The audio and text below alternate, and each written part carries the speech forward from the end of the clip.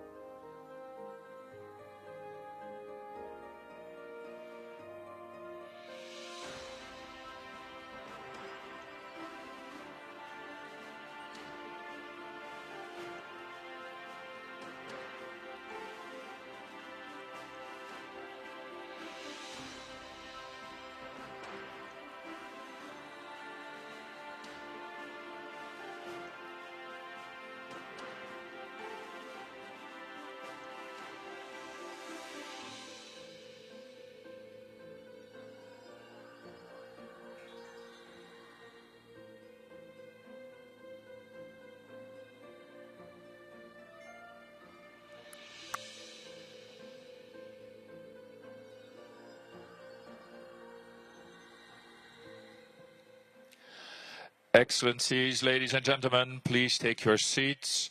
We are about to begin the focus session on economic growth. Fast forward. Excellences, mesdames et messieurs, veuillez prendre vos places. Nous allons démarrer dans la salle plénière. Excelencias, damas y caballeros, toman sus asientos, por favor. Vamos a empezar.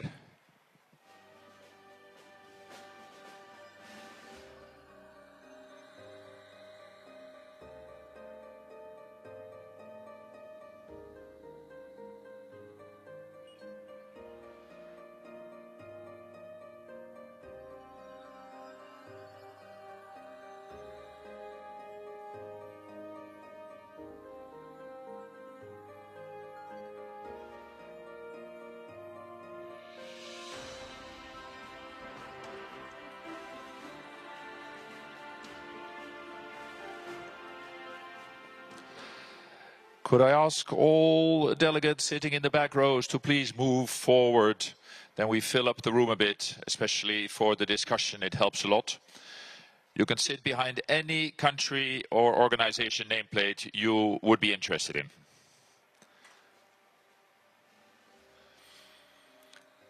Please move forward. It helps also my people who have the microphones. They don't have to run so far.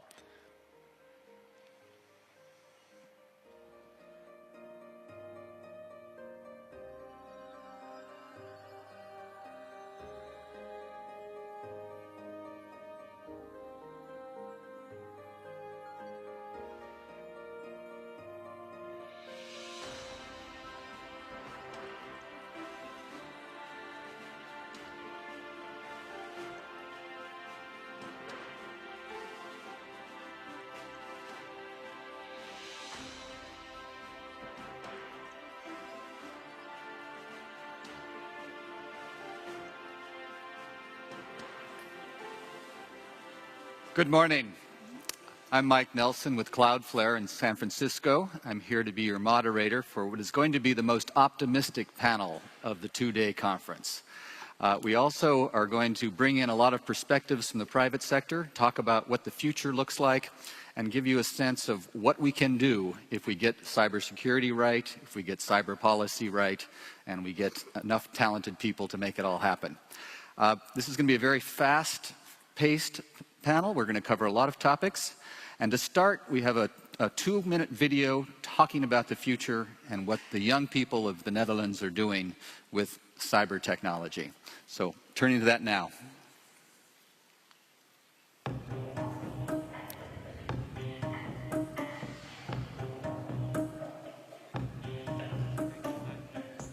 Verbal communication will only be used between your closest friends and colleagues, and electronic communication will take over the world either written or interactively through virtual reality. Just imagine the holograms, and everybody could actually speak with their close friends and family with the holograms. Constantly talking to each other.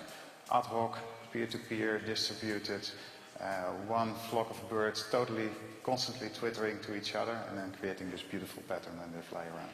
I think technology will completely redefine our job market. It'll probably take away manual labor and put people in different sectors maintaining technology, and the technology itself will take over the jobs that we have now. It's very important that the people who lost their jobs are being reschooled and guidance towards those new jobs by either the government or the companies that are expelling those jobs towards the people that are losing them.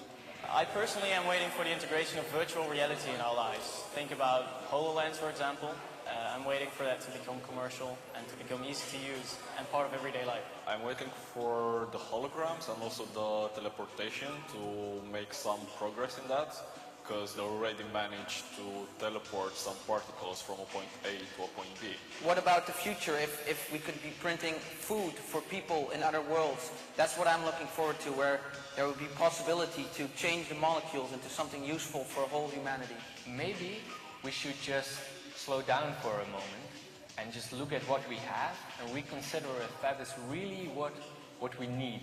The internet is one of the biggest information databases currently available to humankind. Everybody should have the freedom of accessing the knowledge.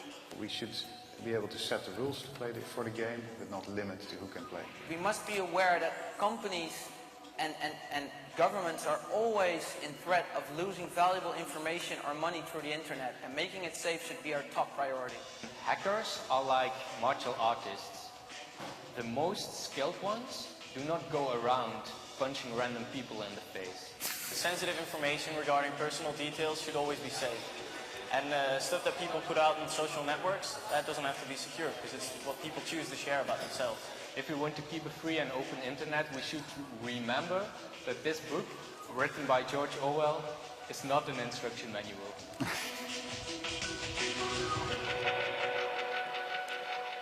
Okay, well, that gives you a sense of what we're going to be talking about today.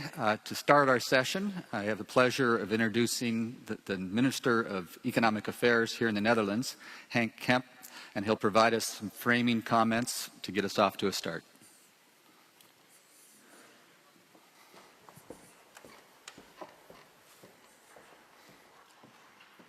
Thank you very much. Ladies and gentlemen, our common history, the history of mankind, is in many ways the history of technology. Cavemen used tools to make fire, and the steam engine paved the way for the Industrial Revolution. And now our internet is defining every aspect of our modern era.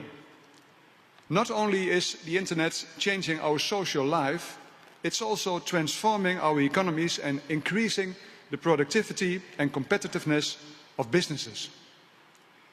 It's creating new industries and jobs and shaking up innovation processes and business models. Companies like Uber and Airbnb add much needed vitality to our economy and challenge the status quo.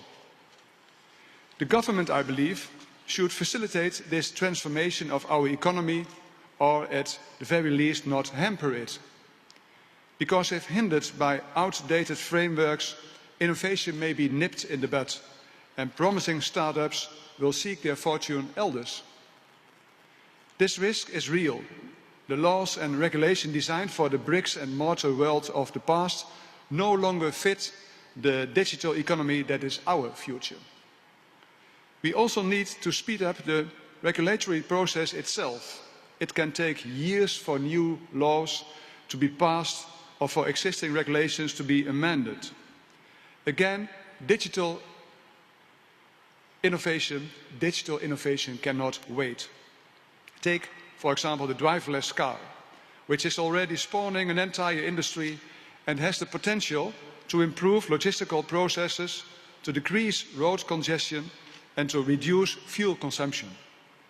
If it takes years to even allow for road tests, let alone the broad market rollout, this technology may never fulfill its potential. And having said that, governments have a duty to safeguard, of course, the public's interests, such as safety, quality, and accessibility. And digital innovations sometimes conflict with these public interests. Take the issues of big data, for example. On the one hand, big data has proven to be commercially very attractive, but also raises concerns around privacy. I believe, however, that the public and private sector share the same goals. Businesses know that consumers never buy products they don't trust. So rather than approach businesses with distrust and the threat of legal action, governments should approach businesses with confidence and discuss the issues at hand. The regulatory framework should also be adapted to make sure the internet remains a level playing field. In the Netherlands, we have implemented a law on net neutrality, which we believe is vital to securing online innovation and economic growth. The principle of a free and open internet is one of the reasons why the internet has so quickly transformed our world. And I believe the EU and the rest of the world should safeguard this principle. And finally then, the topic of the European Union. I'm glad the EU is progressing towards a digital single market. This could generate more than 200 billion euros of extra growth between today and 2019. And I would like our Commissioner, Mr. Andrus Ansip, to take up the issue of digital-proof regulation in the digital single market strategy expected in May. I'm looking forward to discussing the importance of modern policies and rules, also with a view to the upcoming Dutch presidency of the EU in the first half of 2016. Ladies and gentlemen, thank you very much for your attention. Thank you very much. Thank you very much. So let me explain the structure of our panel a little bit and the logic, and then we'll move on to our first speaker. Our first two speakers are focused on the infrastructure of cyberspace. We have a speaker from Cisco and Huawei. They're building the switches and the routers that make the bits move. The third and fourth speaker are from Amazon and Philips. They'll talk about the applications we develop on that infrastructure. And last, Andres Ansip from Brussels will be talking about the policy framework developing here in the European Union. We'll have a few questions after the first two speakers, a few more after the third and fourth speakers, and then we'll move into a dialogue with all of our speakers and with you to examine what the future is going to be like and how policy can shape that. But we're not just going to focus on policy. Yesterday, we had a lot of government speakers, and the focus really was on policy. I teach a class at Georgetown University called What's Shaping the Internet. We do a lot on policy, but we also look at products, because products change the future. And we look at people, because people have a lot to do with how technology is adopted. The other things we look at are the drivers of the digital economy. And those start with P as well. Obviously, profit drives a lot of what happens. Paranoia, fear, drives a lot of what happens. And I would argue passion may be the most important thing driving the development of cyberspace. And a lot of very passionate founders of startups have gone on to change the world because they wanted to make something new happen. We have 5 panelists here who have a lot of passion and a lot of ideas, and they're developing some very exciting products they'll tell you about. Our goal is to be optimistic and to be very future-oriented. The other thing I've told our panelists is that we are going to be the most tweetable panel. We're going to try to summarize in very powerful, tweetable sentences what's coming and what we need to do to get there. Let me introduce our first speaker from Cisco. John Stewart is founded the Trust and Security Group within Cisco. He's a senior vice president. He's known throughout the world as one of the most forward-thinking people on what we need to do to build a more secure cyberspace. So, John?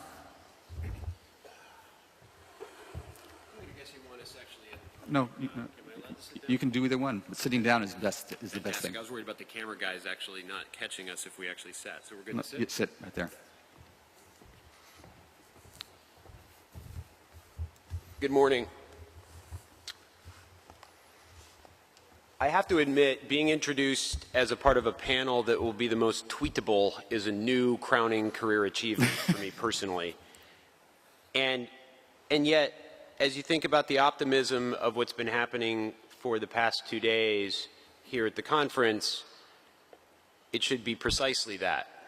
It should be memorable as much as the key messages we deliver are to change the way we think. In my estimation, in the 25 years that I've been doing computer and information security, I'm left looking at the future and have identified and believe that we all in this room have an obligation to ask ourselves the following questions. What situation are we faced with today? What direction are we aiming and want for our future? And what work has to be done by each of us in the room, individually as well as combined, which of course is the theme of this conference.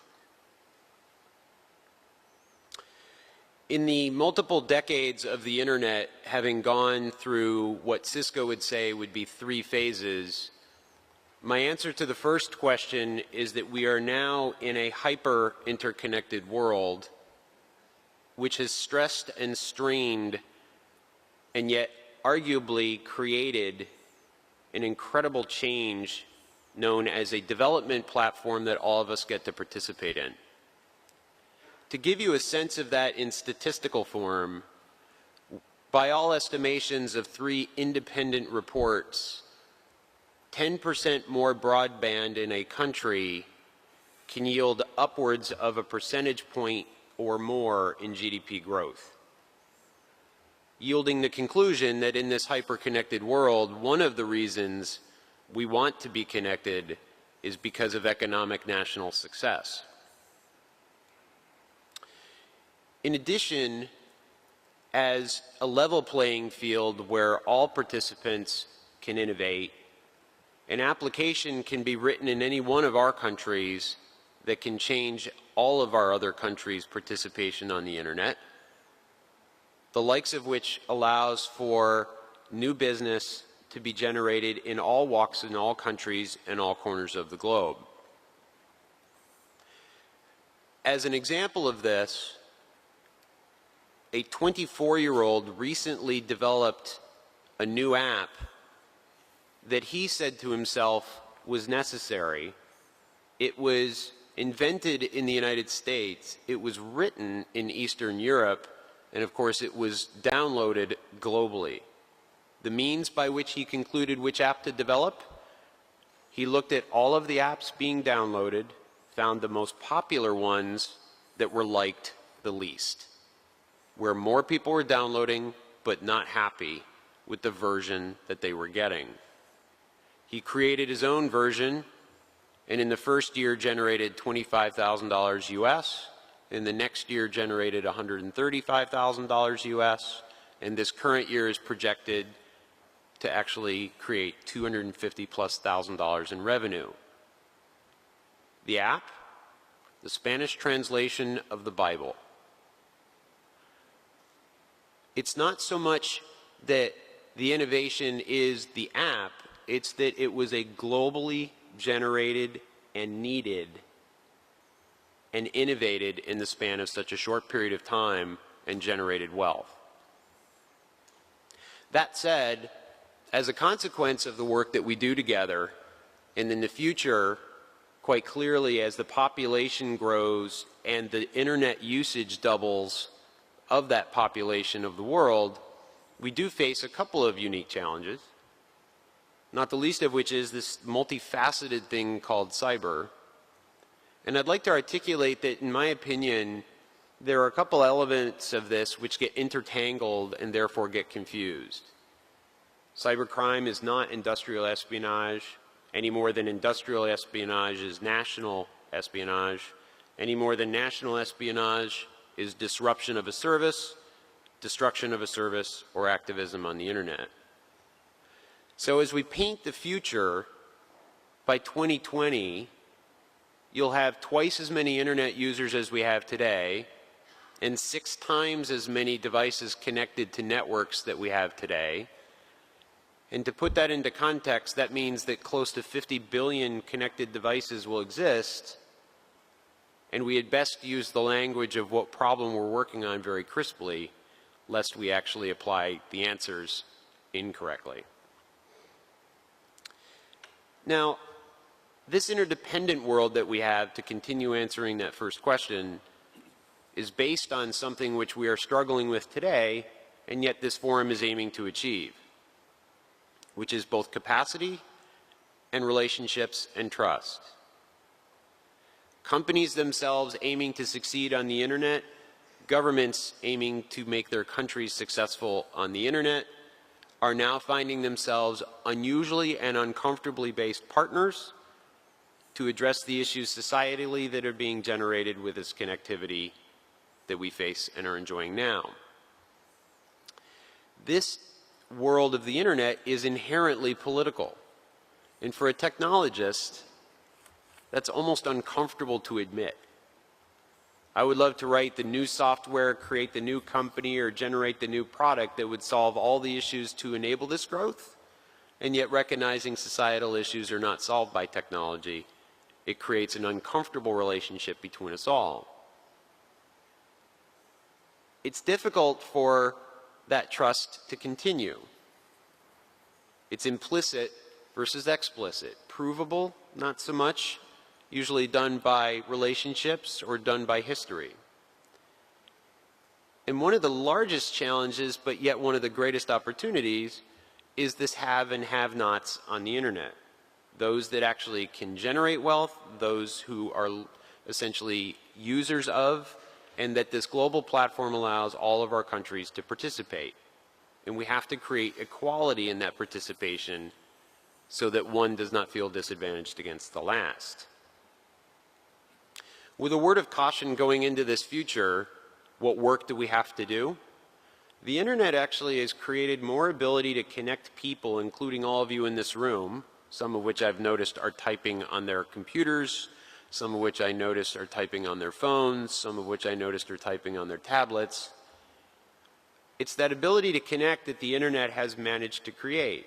We have to be very, very careful and frankly give it a lot of care that it does not start dividing us along the way. And the last comment before I close down the microphone. It's also a world that we're generating for the next generation versus ours. It's a world in which we are going to be leaving something behind and turning it over to the next custodians. And to make it very personal for each and every one of you, imagine your future home where your children are caring for you. It's electronically connected, as are all the medical systems that are helping you have a good and strong and long high quality of life. And the app on your son or daughter's phone controls that world. That word of caution is simply this: treat your children well, and then leave a future of this internet as something that actually enables that success so that we get to enjoy it. Thank you for the time. Thank you very much, John. And thanks for making it.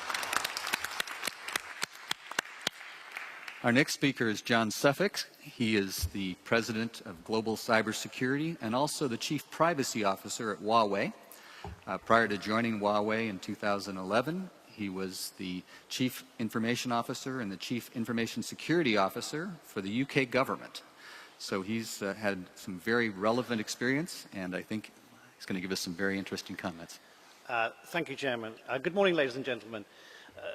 I spend much of my life going to conferences like this, and as the Chairman has already said, day one can always be somewhat depressing. But let's put into context the challenge that we have here. When you look at global GDP reached about 77 trillion US dollars last year. And as the Prime Minister spoke yesterday, we think, and yes, it's an estimate, cybercrime is about 450 billion US dollars. A very small proportion of the amount of growth that is developed, and that growth is fundamentally underpinned by the use of ICT. So whilst we have challenges, we shouldn't lose sight of the 99% in favour of the 1%. And the reality is technology and connected technology has fundamentally changed people's lives. And it's changed them for the better.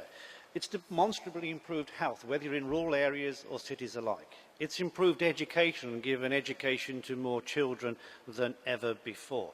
It's connected communities around the world, as John was saying, when those communities never even know that they existed. It doesn't matter whether you look at mobile payments in Kenya or Bangladesh, or farmers getting their rice payments directly, cutting out the middleman in terms of India, or in terms of increased education in terms of the Philippines, or even in my own country, the UK, digitising X-rays after 100 years to fully get patient care much faster in a digital kind of way. And yet we've achieved this without worrying about all of day one. It's not been done with international norms and standards and best practice.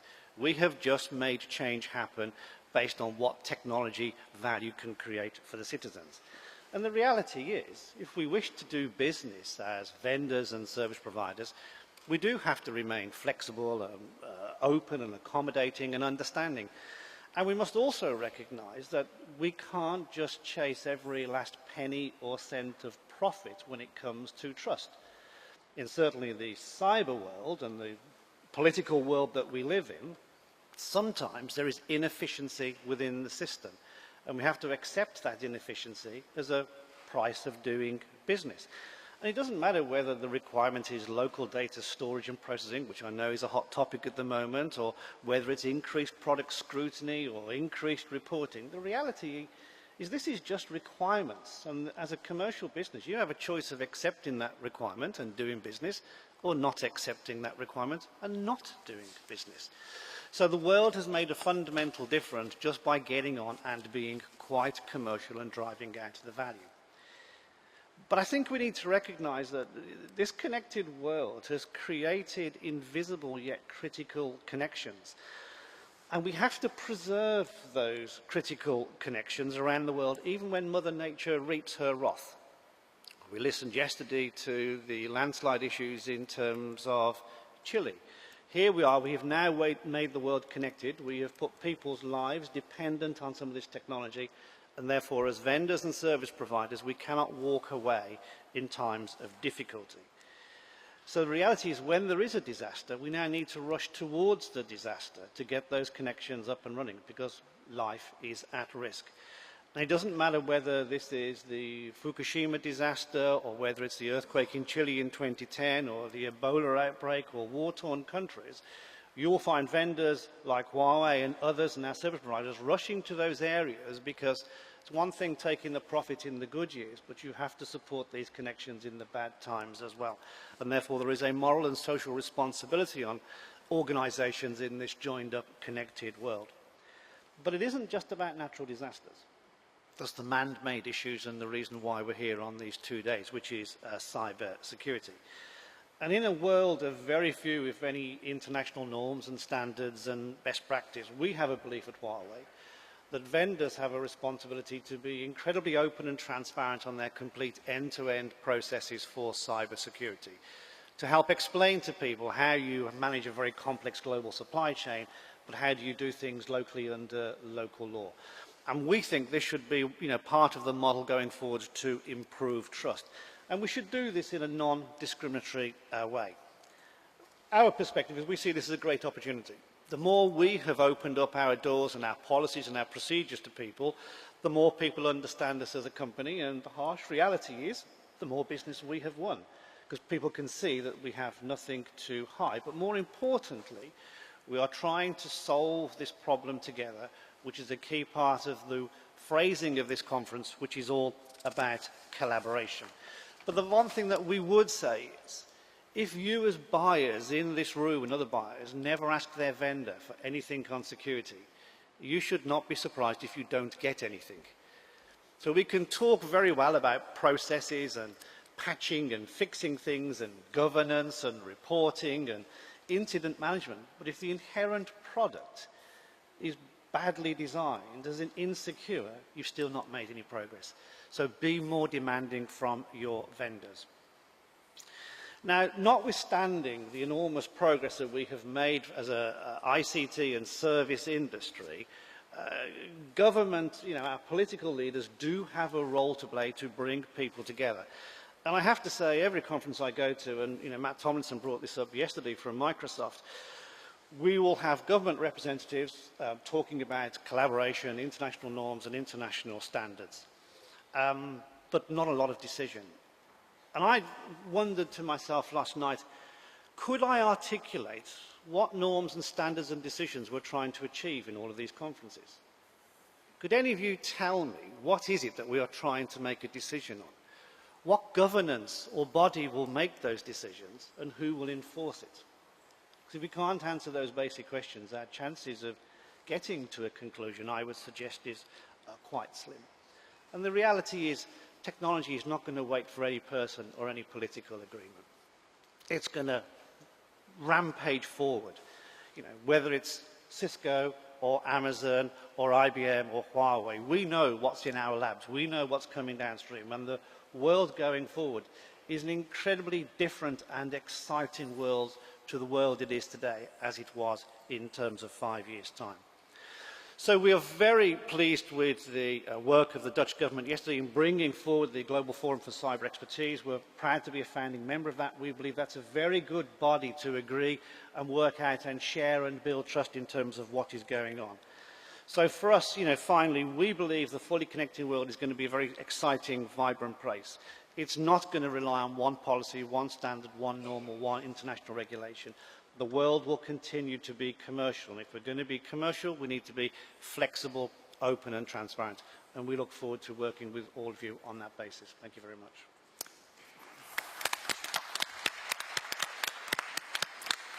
Well, thank you, John. You raised a number of key issues, the challenges of internet governance, reliability, and the politics of making this all work.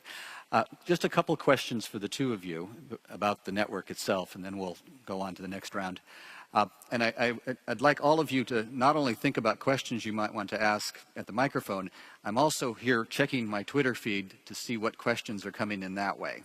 So just use the hashtag GCCS2015, and we can ask questions from the Twitter feed as well. So the question I had for both of you, you've talked about how far we've come with the network. When I first got involved in this in 1988, a high-speed connection was 4 kilobits, and the backbone of the internet was 56,000 bits per second. What are we going to see in terms of the network itself in the next 5 years? Clearly, we're going to see faster switches, we're going to see a lot more capacity, but we're also going to see the Internet of Things and the cloud of things. All of us are going to have 50 or 100 devices.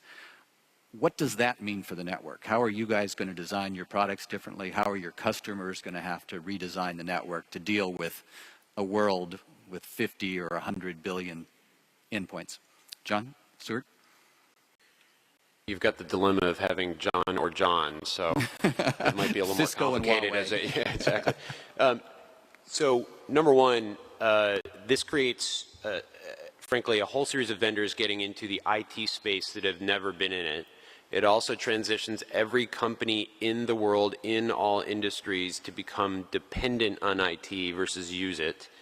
And last, it creates an enormous amount of information and data that needs processing to determine not only what the sensors and the systems and the devices were due to create, but also what they're telling us and what we have to absorb and how we have to change. What will happen? So number one, I actually am of the theoretical belief, if you will, that bandwidth is endless. Similar to Moore's Law, it seems to be surviving the doubling concept.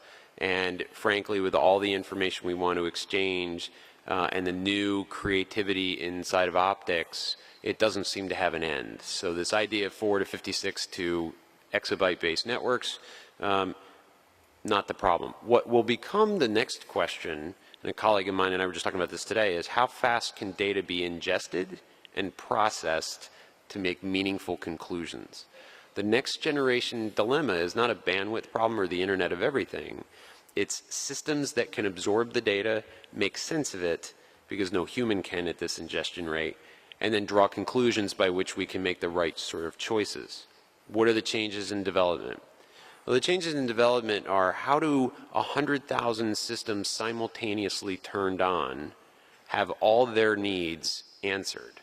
Not because we're provisioning them in all across the world, but we're configuring them in one geographical location or one country, say the square kilometer array in Australia.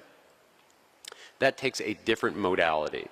The good news for all of us is that it also allows for other things, new industry, new training, new education, new jobs.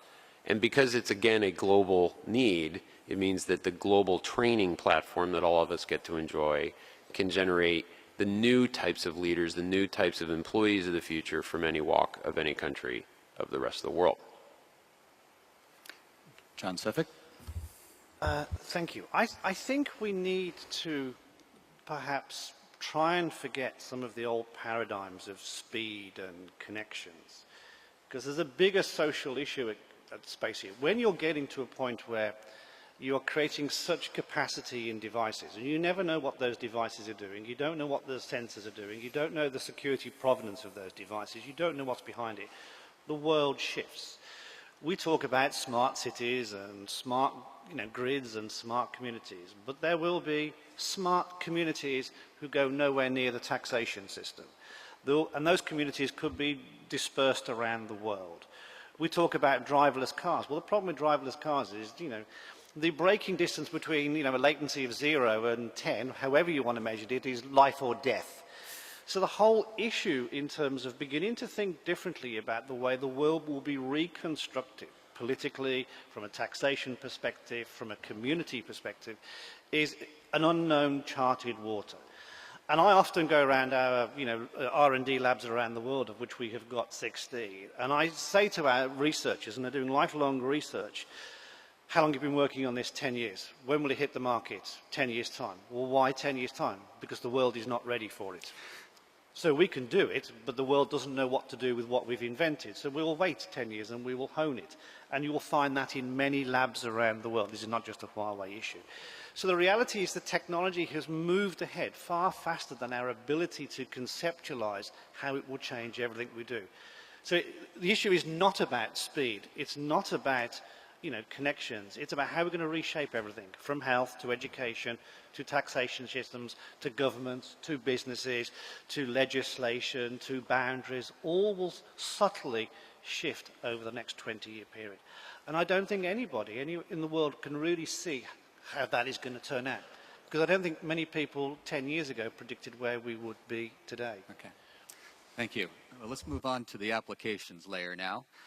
Turning to Werner Vogel, he's the Chief Technology Officer at Amazon. He's part of this inexorable march of technology. You said it very well, that which is possible is inevitable, and the cloud is inevitable. Werner is on Twitter. If you want to quote him, he's just Werner, which I really envy your Twitter handle. And again, if you have questions for the panel, just type them into Twitter, GCCS2015. And that goes not only for the people in the room, but the people watching the webcast. So, Werner. So, from Amazon's perspective, if you look at the application space, or if we look at cyberspace in general, I think the first and foremost important thing for us is that customers should be in control, or customers or citizens. So let's call them, from our perspective, customers. Yeah? It is not the IT companies, it's not the providers that should be in control. So the balance of power has shifted, and the internet has created this where customers now have access to perfect information. Yeah, go talk to any car salesman today and you will hear that a customer will walk into the showroom knowing exactly what he wants with all the research that he's done. He might even know already exactly how much money the dealer paid for the car and what kind of deals he can get. 10 years ago, that was impossible. So we've seen this tremendous shift where there's this increasing competition, there's an abundance of products in the market, there's decreasing loyalty from customers towards large brands. Go around asking individuals who loves their bank, who loves their mobile provider, who loves their cable company. These are institutions where customers hate almost. And it's almost impossible to have to sort of make progress as a business if your customers are not really trusting you as a business. Trust is extremely important. If there's something that we've been working on at Amazon is to win our customers' trust, even by helping them make decisions not to buy things. Because Amazon is all about the long-term commitment to our customers. It's only that in a world of perfect information where you can win your customers' hearts. So 20 years ago now, Jeff started Amazon, but it wasn't that he wanted to start a bookshop. He was fascinated by the internet and the opportunities that the internet could give that you would never be able to do, let's say, in brick and mortar world. And bookshop was one of those. A good bookshop has about 40,000 titles in stock, yet there are millions and millions of books out there. So Jeff's motto became how to actually collect all of these books and make them available for everyone, something that you could only do on the internet. Now we are a company that is close to $100 billion in revenue, 150,000 employees around the world, 32,000 employees here in Europe, where we grew last year with 6,000 employees, 6,000 new jobs were created here in Europe, all high-paying, high-tech jobs. And so we're a very different company, but we arrived there within 20 years, which is incredible. And so one very important concept that we've thought about at Amazon is that we should be a platform for others to be equally successful. So at every stage of our company's life, we have opened ourselves up to become a platform for other people to sell on, or other people to put their goods in our warehouses and allow us to ship it for them. We've become this platform where any author now can publish themselves without having to have a large book publisher behind them. And of course, with our cloud computing division, where we've been the pioneer in cloud computing, we have driven tremendous economic growth around the world. If you look today at what are typical, say, household names in terms of the internet, we're talking about Airbnb, we're talking about Uber, Dropbox, Spotify, Instagram. Cloudflare. What? Cloudflare. I was talking about household names. Yeah? All of these companies, if you talk to them, if you ask them, how were you able, because all of these names are now household names, dominant household names. They didn't exist 5 years ago. If you ask them what has driven your growth, what has enabled you, all of them will tell you the free accessible IT resources at their fingertips is what has driven their growth. Airbnb is probably a really good example. Airbnb is a service that is a brokerage between people that have rooms to rent and people that want to rent a room. Every night, 400,000 people are spending a night in a room brokered by Airbnb. Every hotel chain would kill for these numbers. Yeah? And what you see, for example, in New York, where people will spend 7 nights in an Airbnb brokered room versus only 3 nights in a hotel, given the hotel rates in New York. And so it means that all of these people are bringing enormous, let's say, money to spend as well into these cities. So there's a tremendous economic impact that these young businesses are having on cities around the world. So cloud computing is of course not something that is just for young businesses, although maybe most people would think that. Large enterprises are all making use of cloud computing as well. Why? Because their competitive positions have come under pressure, not only from these young businesses, although the upstarts are clearly there. It is also because they have to move so much faster. If you talk to any company today, agility is the biggest thing that they're driving after. How to move faster, how to be more experimental, how to do experimentation at very low cost. There's a great quote by Joy Ito, the director of the Media Lab of MIT. If you want to drive innovation, you have to move the cost of failure to zero. And so if these resources are freely available for you, and if it doesn't work out, it almost doesn't cost you anything, you will become more experimental and more innovative. And whether these are the largest pharmas in the world or all the media organizations, all of them are making use of those, including here in the Netherlands. If you look at young businesses here like WeTransfer or Wakupa, or large enterprises like Unilever or Shell and the post office here or Philips, all are using our services, are using these cloud services to become more competitive. And we're also happy to announce today that we are opening an office here in the Netherlands specifically to support our Dutch cloud customers. We will have solution architects, account managers, legal support, all of these available for our local customers here. There's tremendous growth. One thing about cloud computing is that with one click of a button, you can become a global company. This was something that was not possible before. If you would have built an application and you would want to run that in Australia, you would have to do data center negotiations, to do all these things. So there is tremendous innovation going on. But in all of these cases, what we've tried to achieve with cloud computing is to move the balance of power from the IT provider to the IT consumer.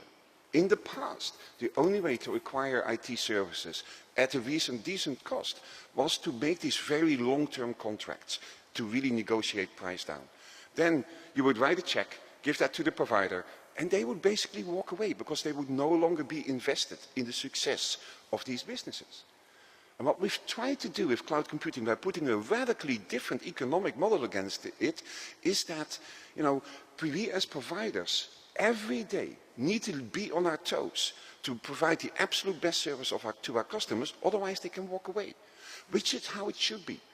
Yeah? Customers should be in control of this new world of the internet, not us as providers. And that also comes down to all the things around cybersecurity. We provide our customers with the tools to absolutely protect themselves in such ways that the cloud has become the platform where you want to store your data if you want to assure that nobody else can access it, or only those who you want it to access. In some sense, the whole Snowden affair has been very beneficial to us Because years ago, I would be talking to our customers and would be hammering on the fact that they should encrypt their personal identifiable information of their customers, their sensitive business data, and they would look at you and say, yeah, we'll get around to that.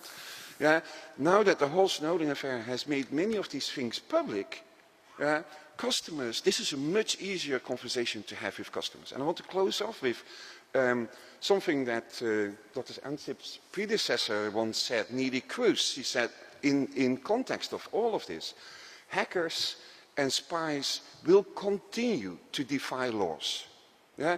If someone's breaking into your house, you don't need a good lawyer, you need a good lock. And in cloud computing, we're all working on providing our customers the absolute best locks, such that they are in total control over who has access to the data and who cannot have access. Thank you very much. Several provocative thoughts. Thank you especially for focusing a little bit on the innovation in business model. We tend to think of innovation just being about product and technology, but as Amazon has shown, it's often about how you put the pieces together and make profit. Our next speaker is from Philips. Jeroen Tas is the CEO for the Philips Health Informatics and Services Unit. He also has a very simple Twitter handle, Jeroen Tas, Jeroentas. So, Jeroen. Thank you. Good morning, ladies and gentlemen.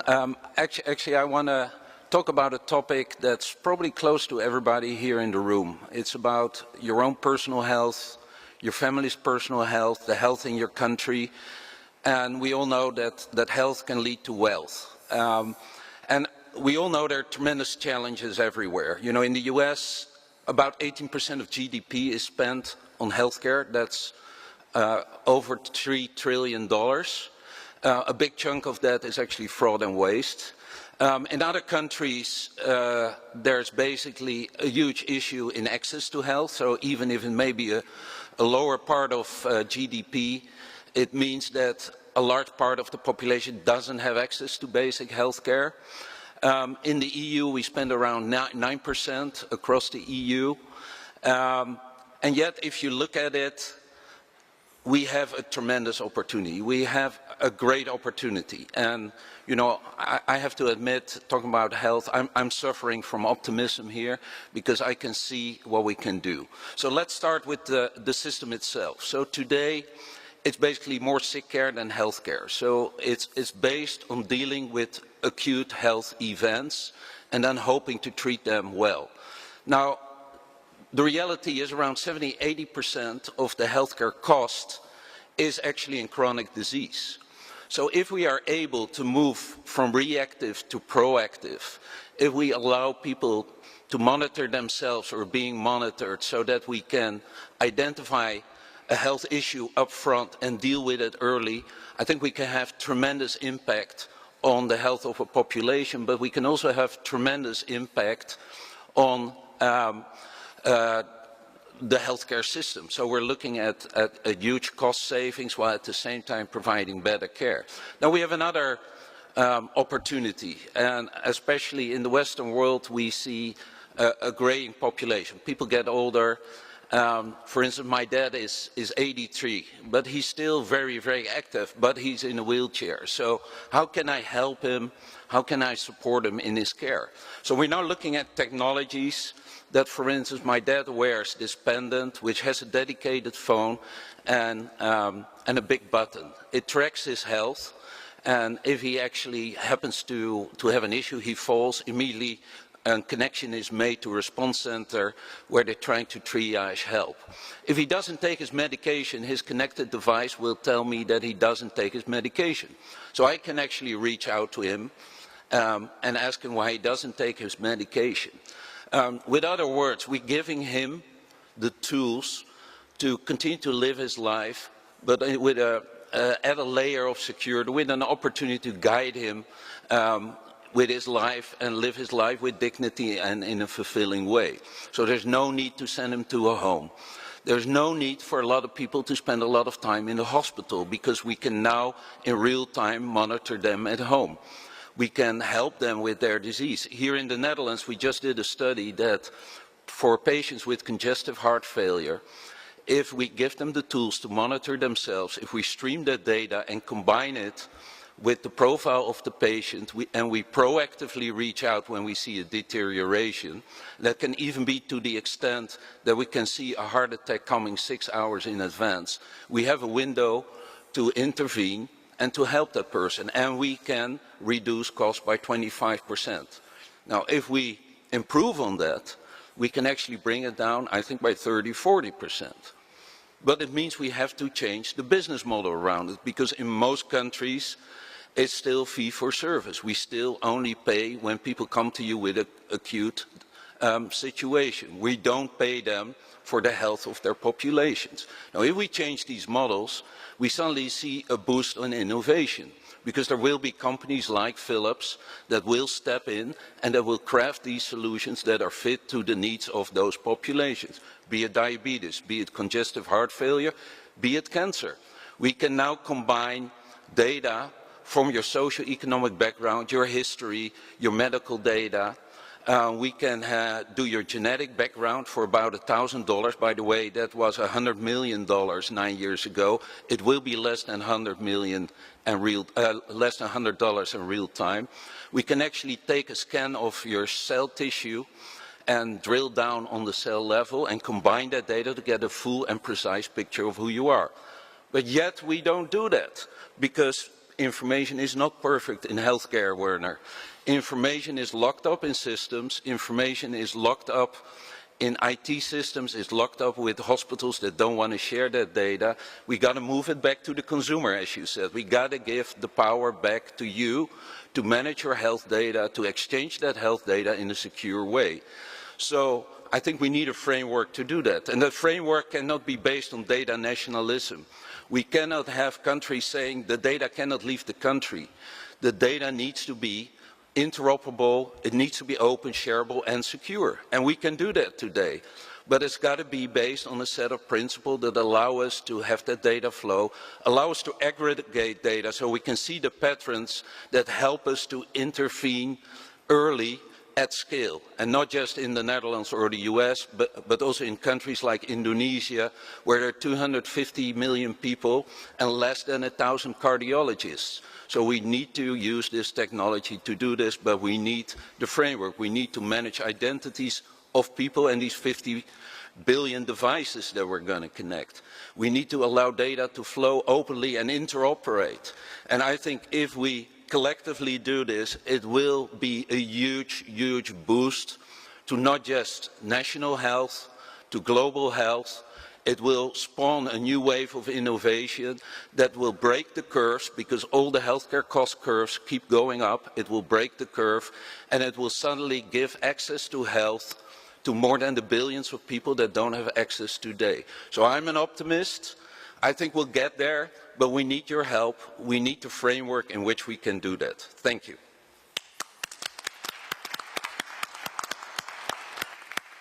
Thank you very much, Jeroen.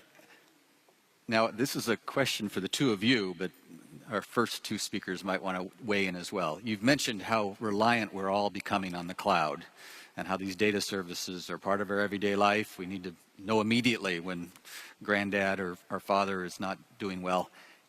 That leads to the point of reliability, and both John and John mentioned making the network more reliable. Is the network reliable enough today for all the things you want to do? And if you could redesign the network, or magically tell the CEO of the ISPs in Europe, what would you do? I think the reality, already 96% of the globe has access to mobile networks. And I think the reliability of those networks is increasing very rapidly. It's interesting, for instance, that in India, the reliability is great because they built a world-class infrastructure basically from scratch. They have no legacy. Mm-hmm. They also built a very interesting system. They have the unique identifier. So actually already 500 million Indians are uniquely identified with fingerprints and iris scans. So you'll see that core infrastructure to deal with identities and authenticate people will be a background for tremendous opportunities for new services, and you can see that happen already today. So I think the ability of having these mobile networks, and I think the world is really moving mobile, because if you wear our pendant and you walk around as an elderly person, it will be a mobile phone in there, a dedicated phone. It will be encrypted, but it will allow you to be anywhere you fall, you get help. And the battery will never die. The battery actually, unfortunately, battery life is not following Moore's law, but we already can have 1 week, have you walk around 1 week with this pendant. But I think the reliability is getting there. What we don't have yet is the standard around the next level. How do we deal with data? How do we secure data? How do we deal with identities of people and devices? Yeah. Well, that's the question of once you get into the cloud, exactly. Is that reliable? Werner, how about you? Is the network reliable enough for everything you'd like to do?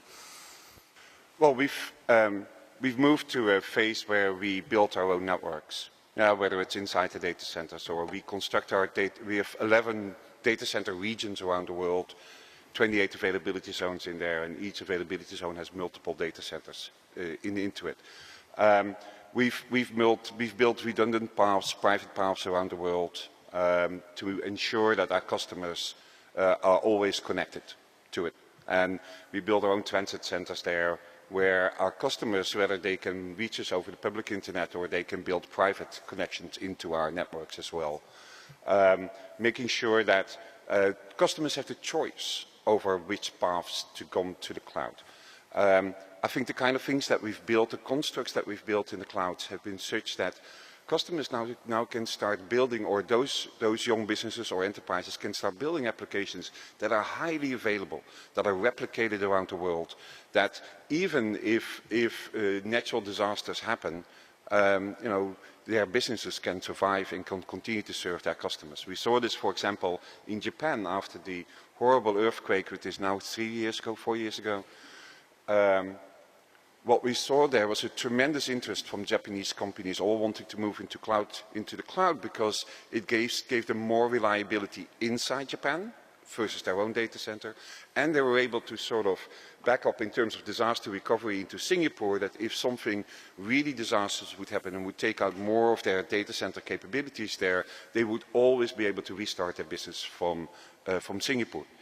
And the same is, for example, in the Philippines. Philippines now has been hit last year by 2 terrible typhoons, to the point where some of our customers there, for example, the International Rice Research Institute, were terribly hit by it. But given that all of their computation and all of their data storage is in the cloud, they were able to assure all that valuable data that they have about, the 170,000 strands of rice they have, were all kept safe.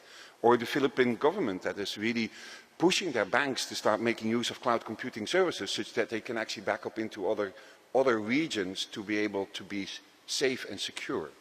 So I think it has helped many businesses to become more reliable and to become more secure and to become more accessible from any place in the world. Okay. Thank you very much.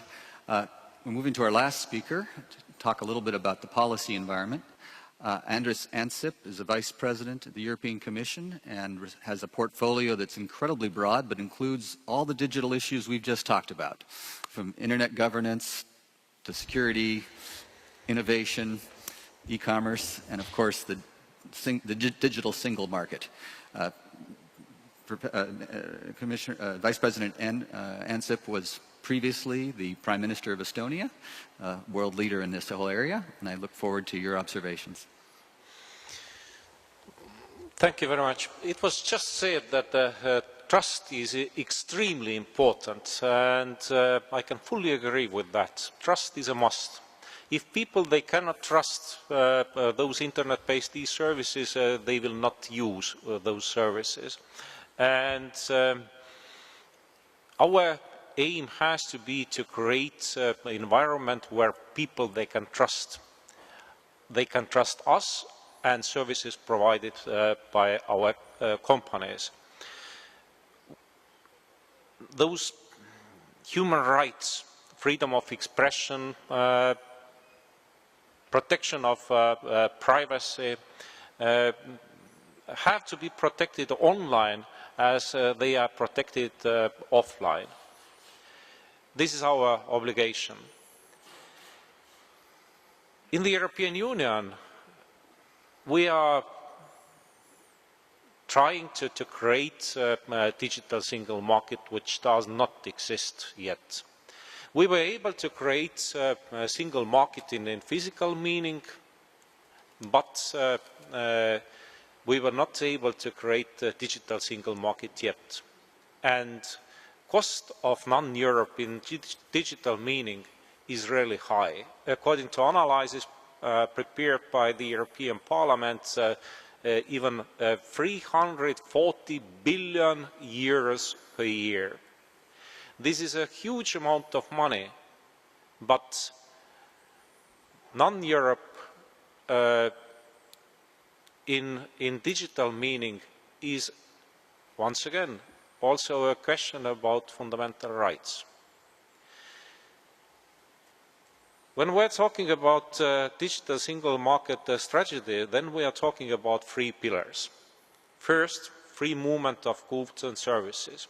Second, infrastructure. And the third one, industry. About free movements of goods and services. Our market today in the European Union is divided.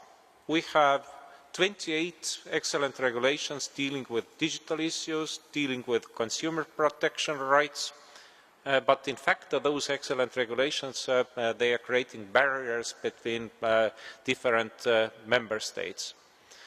We have to provide harmonized regulations for covering all the European Union, and it will definitely make it easier for our small and medium-sized companies to provide services all over the Union. We have to deal parcel delivery prices. We would like to ask for more transparency in this field because more than 50% of entrepreneurs selling cross-border, they are complaining about high parcel delivery prices, and we have to give answer to those people. I don't want, of course, to start to regulate prices, but to ask for more transparency, I think it's a time today. Geo-blocking. Geo-blocking is illegal in physical world, in the European Union, but in online world we say it's a basis of our business model. We are saying no to our people almost every day and thousands of times, and rerouting is quite a polite way to say no to our people. But what is the main aim from customers' point of view in rerouting? They would provide the same services for higher prices for us. And I don't think we have to accept that kind of situation. Copyright reform. We have to allow cross-border access to digital content, films, music, e-books to our citizens, and we have to allow also portability of the content to our citizens. 95% of European citizens experienced geo-blocking caused by copyright. I'm not talking about minorities. According to Eurobarometer, 100 million Europeans sitting at home, they would like to get access to digital content in some other EU member states. 271 million trips with at least one overnight stay in another EU member states are made by European citizens per year. This is a huge number, and those people, they are ordinary people, our children, traveling to some other countries, they would like to have access to their legally bought content in their home countries, but they cannot. Locking in and locking out is not a winning strategy. We have to allow to our citizens cross-border access to the digital content and portability of the content. Taxation issues. Today, many of small and medium-sized companies in the European Union are complaining because of complications. It's very difficult for them to declare their taxes. One-stop shop, according to those people, is not providing solutions, and we have to deal with taxation issues, with VAT collection also. Then about infrastructure. This is about broadband, of course, and as we heard, 10% more broadband, it means 1.3% additional GDP growth. Those are remarkable figures, really impressive figures. But I'm absolutely sure that with 4G there is the same story. But in the European Union there is lack of coordination on the field of spectrum. More coordinations in the field of spectrum is needed. Now, in some regions, in some EU member states, 4G is reality. In those countries, governments, they didn't ask for higher price on spectrum allocation auctions. They set concrete conditions, including time limits, and of course they didn't get the maximum amount of money which was available. In some other countries, governments, they were asking for highest amount of money. And of course, telecoms, they postponed those investments because they didn't have this money anymore for investments. They paid this money for governments. But in Scandinavian region, in Baltic states, I don't think governments, they made some mistakes setting limits. In those countries, I'm absolutely sure we will get much more money from the economy as revenues for the government, which will go faster because of innovative technologies which will be in use in those countries. Industry. This is about standards and interoperability, but this is also about data. We have to talk about data ownership. In some EU member states, personal health records, they are owned by patients. In majority of EU member states, personal health records are owned by hospitals or by somebody else. How we can talk about free movement of patients when our patients, they don't have even access to their personal data? I really believe in those innovative tools, text and data mining, big data, and I'm sure very soon maybe I will get a phone call from the hospital and they will say that, Mr. Ansip, please go immediately to the hospital because most likely you will get a stroke after 6 hours. I will be not extremely happy about this message, but I will be really grateful. And I hope your battery is charged. So it's possible to find all kinds of correlations, all kinds of similar patterns from big data nowadays, and we have to allow to our scientists and also to our entrepreneurs to use those innovative tools like text and data mining. So I would like to ask for your support in this process. We have to create digital single market in the European Union. Thank you. Yeah.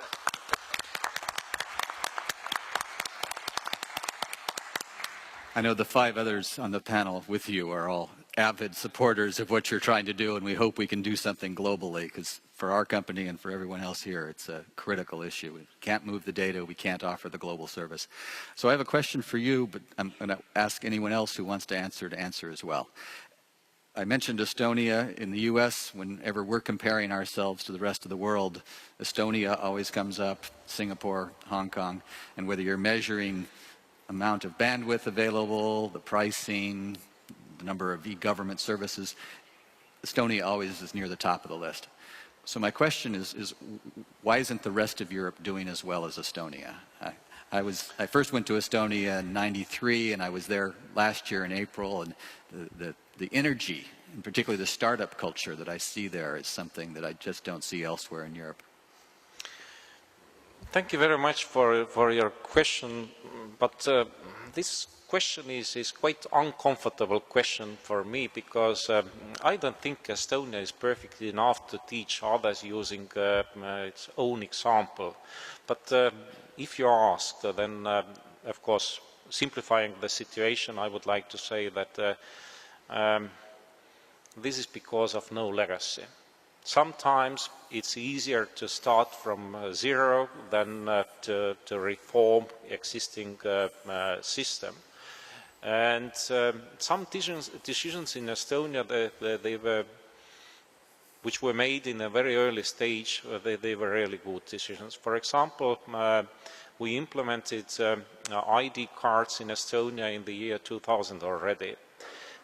In Finland, they did it even a year earlier, but it was voluntary based in Finland, but it was mandatory in Estonia. You can have your travel passport or not, but you have to have your ID card. It means we gave to our citizens a single digital identity, and it makes sense.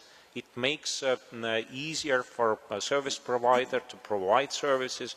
They don't have to create all the time with the new services, new identities to their customers. And it's easier also to protect those identities. But it took 6 years for Estonia to get the first 1 million digital signatures. We had also so-called X-road system, a layer which allows to cross-use information through different relatively small databases. But institutions, people, they didn't use so much this X-road system. And then we decided in the year 2007 to implement a so-called once-only principle in Estonia. State has right to ask for information only once from their citizens. Second time is prohibited. State has to remember and to use this information, of course, with my permission, once again. And it gave real boost on usage of digital signatures. Now it takes less than 1 week to get another million of digital signatures. Estonian people, they gave already, I just paid attention on that, 212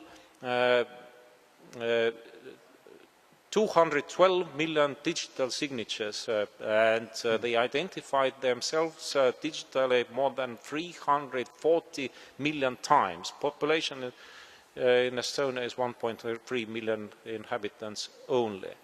So, let's say, effective decision-making, luck, it just happened so. But once again, I would like to say that I don't think Estonia is perfect enough to teach others using our own example. I think we have a lot of really good examples of internet-based digital services in every EU member state, but the huge problem is interoperability, which does not exist in many, many cases. We have to create digital single market in the European Union once again. Yeah. Well, I really appreciate you giving some context there. I was impressed that Estonia is now offering identities to non-Estonians. So I can go to the embassy, the Estonian embassy in Washington, and I can sign up for an identity that allows me to do business in Estonia remotely, to interact with some of the government agencies, and that could be a very important boost for exports and international collaboration as well. Yes, but now I would like to say we already have this eIDAS directive in the European Union, which allows mutual recognition of digital identities. And of course, if people they prefer to use Estonian digital identity, then we will be happy. But I really hope very soon everybody in the European Union will use digital signatures as Estonians are using right now. So John Stewart, why isn't everybody Estonia yet? Well, I was actually going to, you had a series of questions and you said we'd have a chance to maybe participate in the prior one, so I wanted to leave behind a series of things, because if I were sitting in your chair, it's a set of tells and information set that I think you have an opportunity to look at to see where the future is going to go, kind of related to Estonia and otherwise. You were talking about readiness and resiliency. Part of the reason, and you aptly put it, without legacy, you could start fresh. Every country now has the capacity to be measured against each other on readiness and resiliency and security because of something called the Cyber Readiness Index.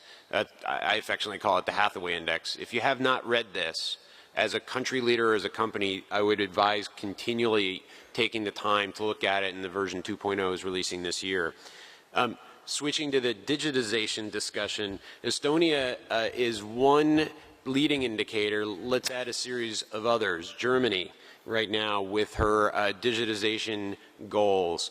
The UK, France, interestingly enough, and if you haven't monitored this, the Consumer Electronics Show is demonstrating that some of the most advanced creative startups that are winning awards are French. And it's a whole different platform of innovation that's started to happen. My observation, though, that I would answer to you is how the United States has fallen so far behind in the digitization world, and Europe is taking the lead. And that's this next phase where we are sitting today physically has led the world towards the use of services and the digitization of citizens, advanced e-government, all the way down. And I would look to the World Connected Report and the Digitization Connected Reports, both of which are good indications of which countries are leading. On the security side, never ever forget that the reason security is put into place is typically to make things better. Witness the discussion brakes on bicycles, brakes on cars, and that in my estimation, part of the reason, and you just made that point, that Estonia was successful is because the transparency of how the data was going to be used by the government entrusts the citizens' participation and their willingness to do it. I think whole companies and countries are going to be differentiated by the way they are trusted, the way they are seen, and the way that they are accountable and transparent to their citizens or their customers. And the last part on the policy side, to your point about blocking, let's also look for things that, instead of talking about what we want to separate as countries, talk about what unites us. Every person in this room does not want child exploitation. Every person in this room does not want terrorism. When we work to the norms that we, in fact, agree on, it very much crosses all the boundaries of the things that we don't and make it easier to participate going forward. Okay. Both of you mentioned the challenge of moving to the next generation. If you read the book of Genesis, you know that God created the world in 6 days. And he or she could do that because there was no installed base. But okay. if I can just add to that, it's been maintenance ever since. So the issue when we talk of the future world, we do need to forget what we think is today's world. Because again, if we were having this conversation 10, 20 years ago, my friend here wouldn't be sitting here in his current role. And therefore, even in 5 and 10 years' times, with these French startups and these Indonesian startups and these, Polish startups and these Brazilian startups, the world will look very, very different. You asked the question about resiliency of networks. Most people have no concept on how their mobile phone works, and nor should they, or their laptop, or their tablet, or their fridge, or their GPS in their car. And the way that the world is shifting is everything is dynamically shifting behind the scenes. Let me give you an example. If I'm in investment banking, time is money. I look for as close to zero delay in communications because I can buy cheaper or sell faster. When I'm buying online my groceries, I don't need that, but the technology sitting behind that is very, very similar. Driverless cars, where it needs telecommunications, is different again to people taking a 4K video at Eiffel Tower or Trafalgar Square. So happening behind the scenes are things that is quite difficult for people to understand, and they don't need to, because as we've just amply demonstrated with Amazon, people say, I don't want to know about that. What problem do I want to solve? Just so happens I'm a startup in Mexico is now creating, a competitor to Amazon or a competitor to Huawei in terms of these things. And often you don't hear about it in the competitive world until it's a little bit too late for you to respond. Because it comes back to the God question. I've got lots of maintenance to do, where our new competitors have no maintenance to do. But give it 5 or 10 years, they have maintenance to do, they have legacy, and the world will turn over again. So the issue is we're now into a continuous turnover of leading companies, starting afresh, getting legacy, falling by the wayside, being overtaken by a whole new group of organizations. That's the world we're moving to. I want to give Jaron and Werner a chance here. Well, first, we're a 124-year-old company, and we keep reinventing ourselves. But I think talking about policy, there's things that can lead it on and really make it easy to spawn that innovation. And I think the Commissioner mentioned quite a number of one. I think we need to get to those identities. One of the big reasons we're a very big customer of Amazon is you build once and you deploy anywhere. But now we see we cannot deploy anywhere because there are some countries that say, you cannot do this with Amazon, you got to do it in our data center, in our country. That's a huge inhibitor for innovation. It's very, very powerful to build it once, deploy anywhere in the world. It's a real accelerator of innovation. So I think that's very important. I think this interoperability of trusted identities, interoperability of data, trusted identities, these are all explicit conditions for success, and I'm really happy to listen to my neighbor and listen to the direction he's pushing for. And I will tell you that as Philips, we're a great supporter of this direction. We think it will be not only good for the economy, it will be good for the people, it will be good for industry. So we don't have a lot of time left, but I did want to get to one very good question that came in on Twitter from Castor Bowden, who's a privacy advocate. He was following up on Andrus's comment that trust is a must. Transparency is a great way to foster trust. Many of our companies publish transparency reports. I write the one for Cloudflare that documents when law enforcement has asked us for information. This is a question for you, Andrus, but also for the other panelists. What should companies do to be more transparent? What could we publish in our transparency reports that would help consumers and business partners and governments trust the IT industry more? And just one or two items, we don't have a lot of time. So any thoughts on how we could foster trust through transparency?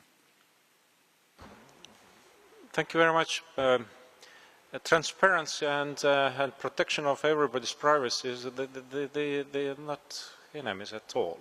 So transparency is something which is really needed, and all those e-government solutions that they are providing to our people transparency. And those solutions, they are also really inclusive solutions. So, but at the same time, of course, we have to protect everybody's privacy, and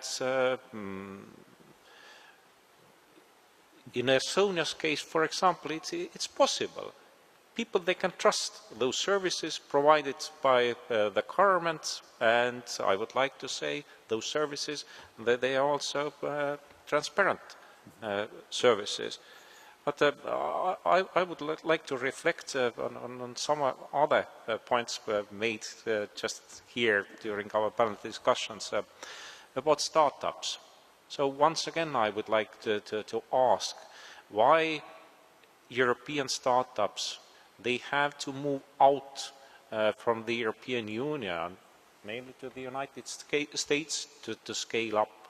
Why Spotify had to move out from the European Union to scale up in the United States. Well, This company was capital. created in Sweden. Or we are talking maybe even too much about about driverless cars. But I would like to say that connected cars, it's reality already today in practice. For example, Scania connected 110,000 trucks. They are getting information from those trucks after every 5 minutes. So they are providing advices, technical advices, advices for drivers, how to change some kind of driving habits. But they are also able to put together those truck trains. Distance between trucks is very short, and in this way they are able to save 5 to 6% of energy. Mm-hmm.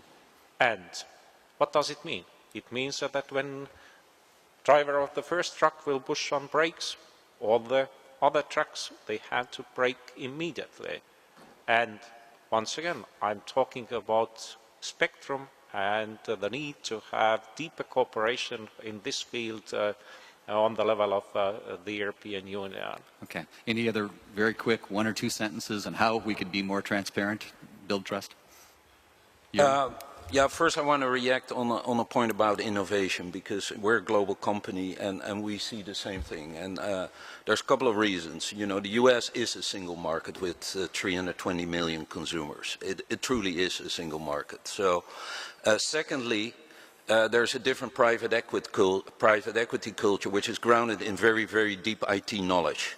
So I think IT knowledge is critical to innovation, and private equity is critical to innovation, to scale it. So I think these are areas that we need to look at in the EU.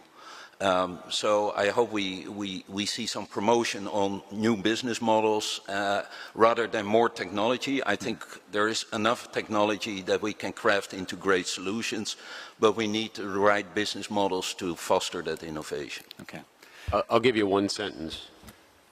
Human readable reporting on how you're going to use data as a company would be awfully nice. It's not complicated. Here's the statement of how we're going to use your data, and don't make it so much legalese that I don't even know actually what it said, and have long given up after page 3 to even have the patience enough to read it. That would be one of the ways we can be more transparent that would be effective. Okay. We're going to have to wrap up, but I did ask the panelists to think about, we have one last question, and I asked each of the panelists to think of the perfect tweet to summarize their most important point. John just gave us a great tweet on human readable privacy policies and information policies, but I'm going to now go and ask the other 4 of you just one tweetable sentence that you want everybody to remember tomorrow, next year, 5 years from now. Don't put the cart before the horse on technology. Okay, Werner? Customers need to be in control. I like that. You're on. We need globally interoperability of secure data. And as usual, Brussels gets the last word. Human rights have to be protected online as they are protected offline. Very good. Thank you very much. But maybe it's more than 140. Thank you so much.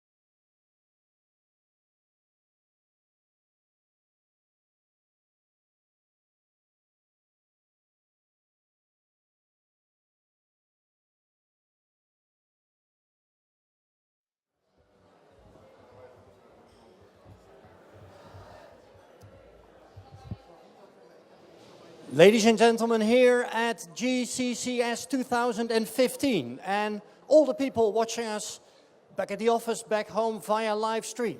Welcome at Speaker's Corner, a new initiative here at the GCCS, where organizations, individuals can make a plea, can pose a question, can launch an idea, or can inspire us all here at GCCS with a new idea. All of them can deliver a 3.5-minute speech, after which people can ask questions or maybe make a counter pitch from the audience. We have 2 pitches at this final session here, and I'm now about to introduce our first person to deliver the first pitch of this last Speaker's Corner session here at GCCS. Now, the first pitch will be held by Michiel Steltman. He is the director of DINL, which is the Netherlands Digital Infrastructure Association, a corporation of 7 major sector organizations active in the Dutch online industry. And he will deliver a 3.5-minute pitch on the topic, a multi-stakeholder approach to cyber security. Give a warm applause to Mr. Michiel Steltman.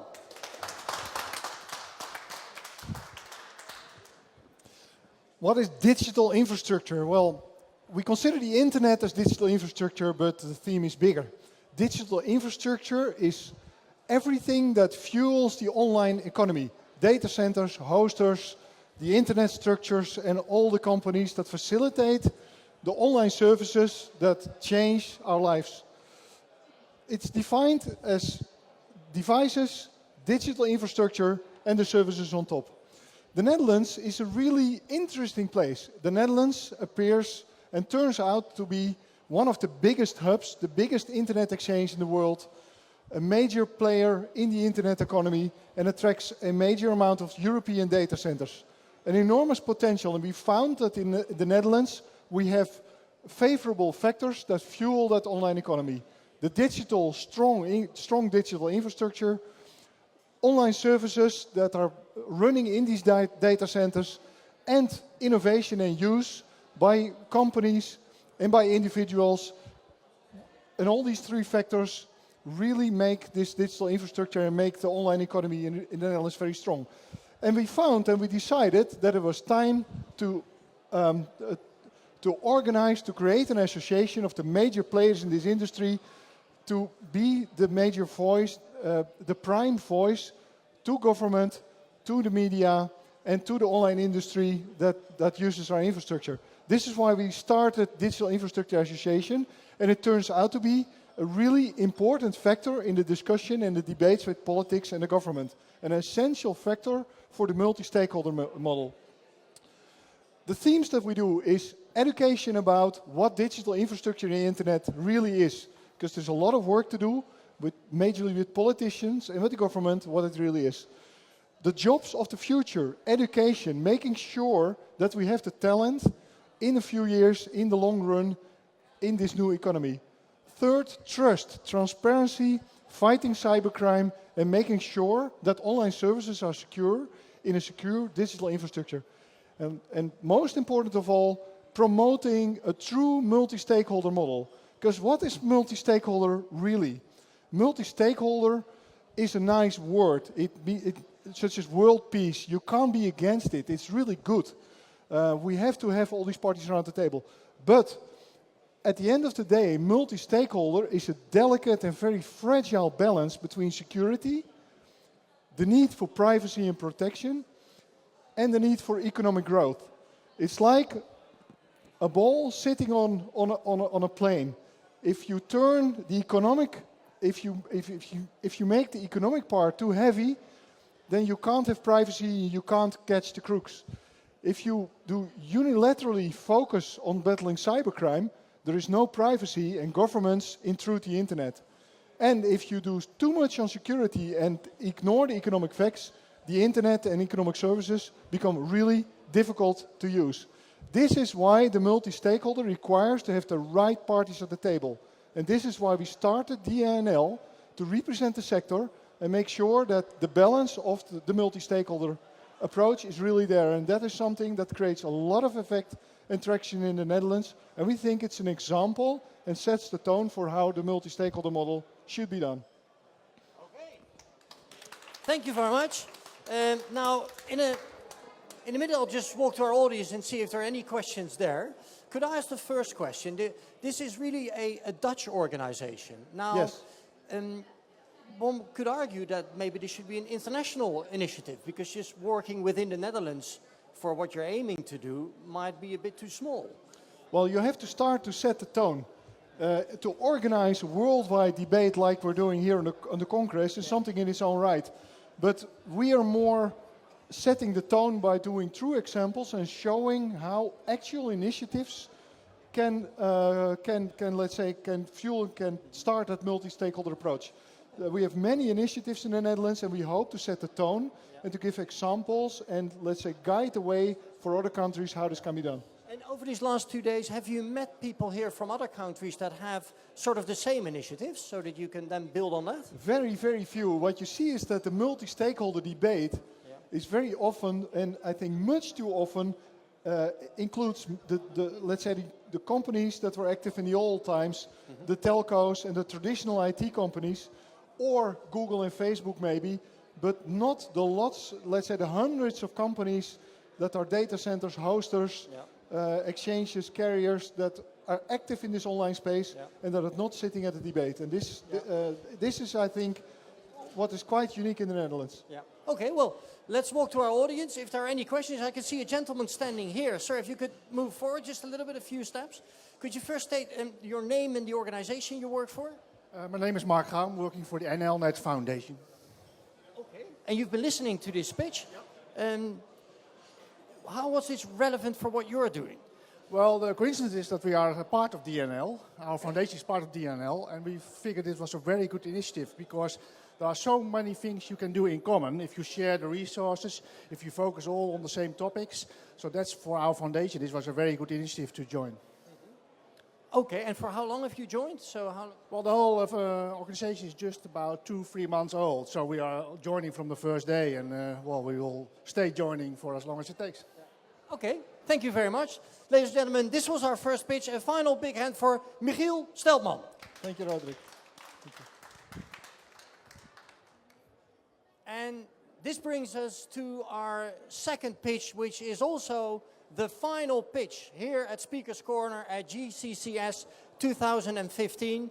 The final pitch will be held by Mr. Wam Voster. He represents Shell, and where he is a principal analyst at strategy and planning. And he will deliver a 3.5-minute speech on the topic supply chain cyber security. Give a warm welcome to Mr. Wam Voster. Thank you, Roderick. So, my plea, protecting your company against cyber attacks is not enough. Let me repeat that. Protecting your company against cyber attacks is not enough.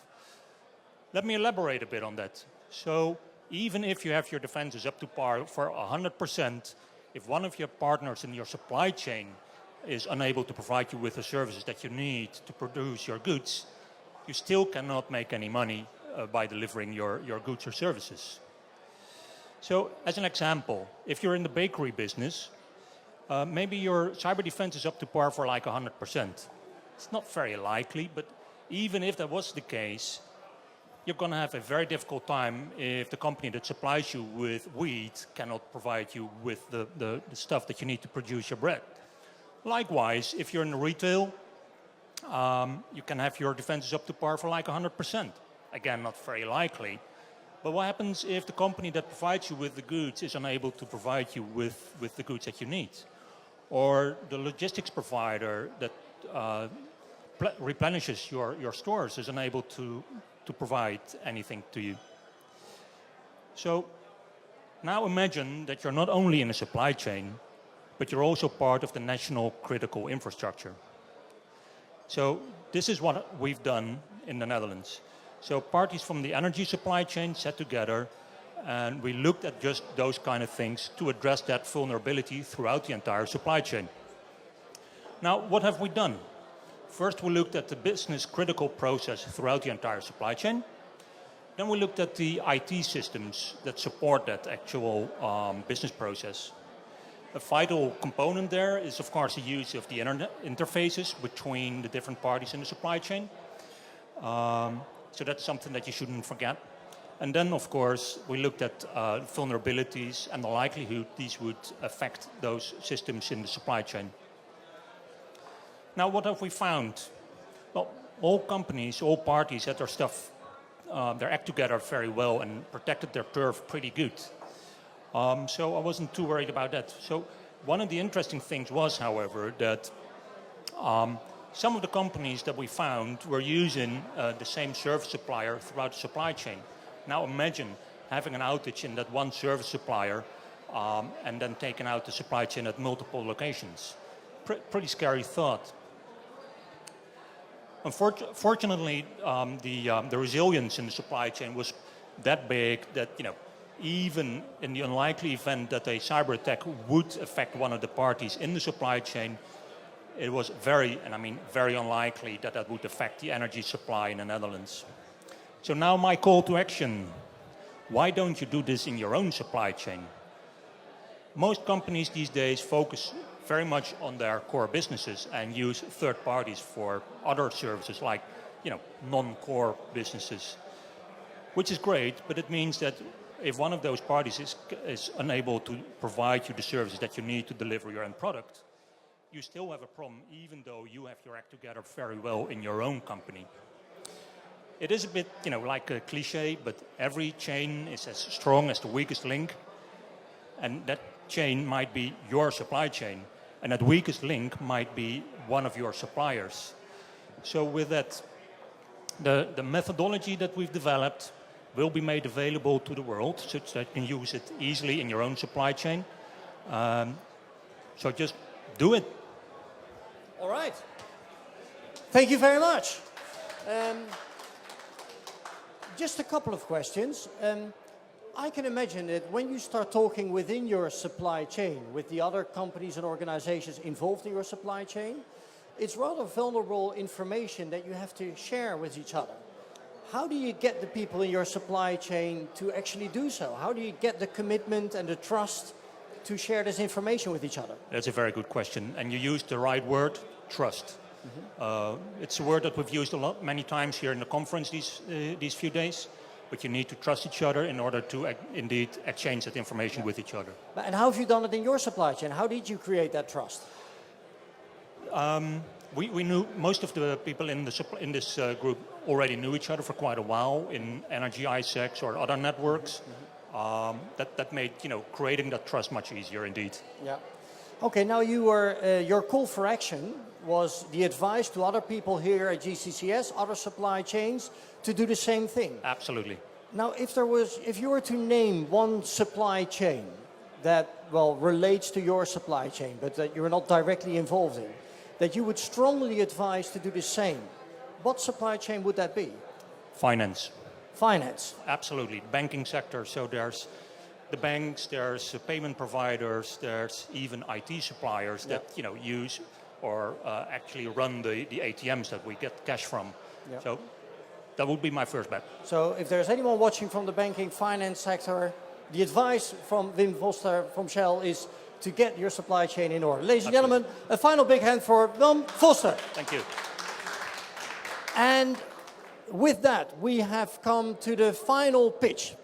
Ladies and gentlemen, over the last 2 days, we had a new initiative here at GCCS 2015. For the first time at a GCCS conference, there was the opportunity of Speaker's Corner, and we had 9 organizations delivering a 3.5-minute pitch, holding a plea, asking questions, launching a new idea, or just inspiring the people that are standing here and watching us back home. Thank you for watching. Goodbye.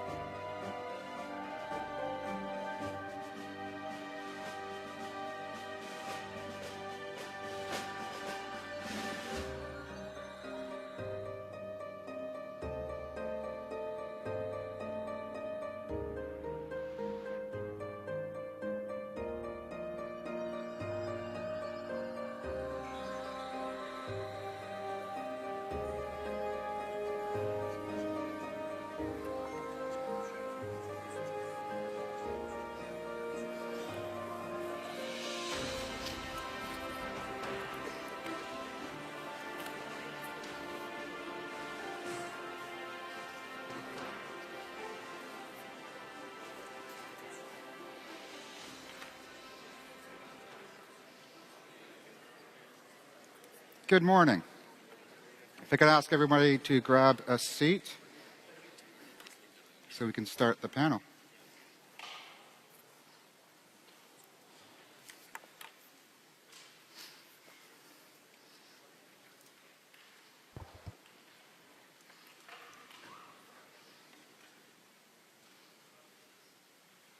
Thank you to everyone for joining us this morning. It's an honor to be here and to be moderating this incredible panel we have before you. My name is Gus Hossain. I work for Privacy International, a London-based charity that works on privacy and surveillance issues internationally.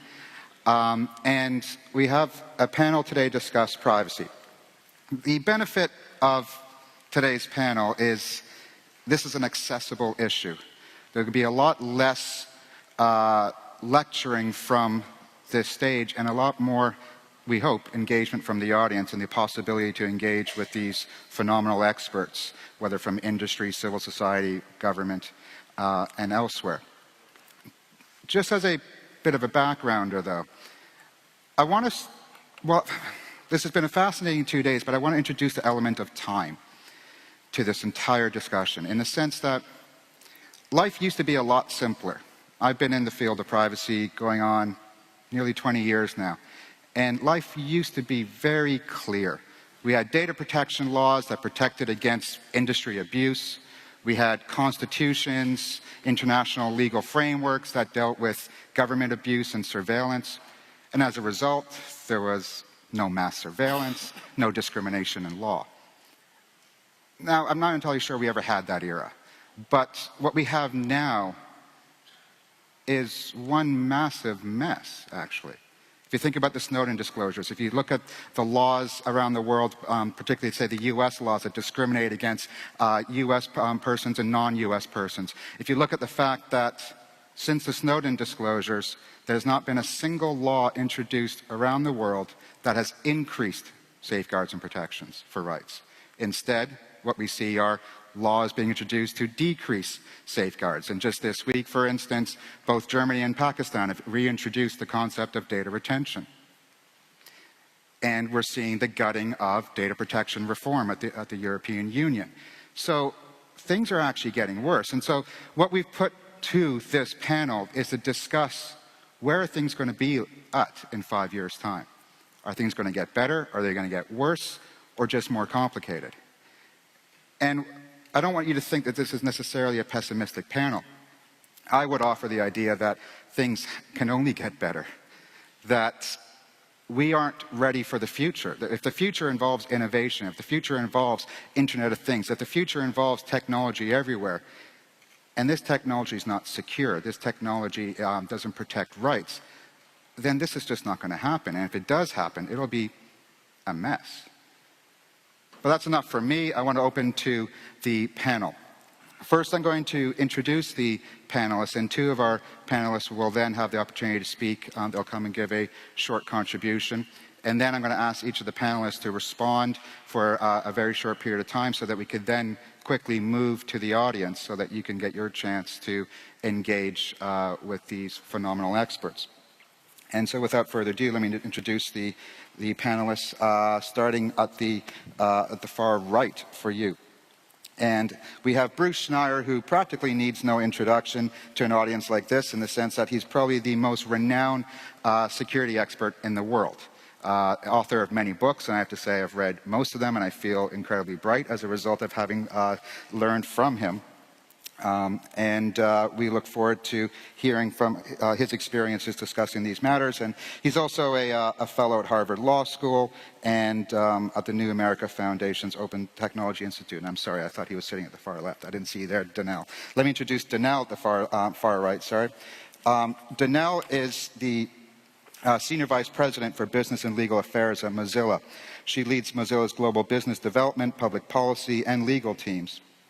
Danelle previously managed a legal team at Yahoo for an extended period of time, and you can imagine that Yahoo had some very interesting problems that she was dealing with at that time, and now she's dealing with a completely different set of interesting challenges at Mozilla, and we look forward to hearing about those. Beside Danelle, we have Dunja Mijatovic. She is the representative on freedom of the media for the Organization for Security and Cooperation in Europe. She was previously the president of the European Platform of Regulatory Agencies and chaired the Council of Europe's group of specialists on freedom of expression and information in times of crisis. Beside her, we have State Secretary Markus Ederer, who is the State Secretary of the German Federal Foreign Office. He was the head of the EU delegation in Beijing, and he was previously the Director for Political and Economic Intelligence at the Federal Intelligence Service. Then we have Bruce, who we already introduced. And sitting beside Bruce, we're very fortunate to have Sir David Omand, who is a visiting professor from King's College London and also Sciences Po in Paris. David's had an extensive career in the British government service, most notably being the director of GCHQ, the Signals Intelligence Agency for the UK government. He's also held senior roles at the Cabinet Office, the Home Office, the Ministry of Defence, and he was the UK Security and Intelligence Coordinator. Beside him, we have Thoralf. Thoralf from Google's public policy team in Europe. Thoralf Schwanitz previously worked at Axel Springer, the Office of the Berlin Privacy Commissioner, and the National Security Archive at George Washington University.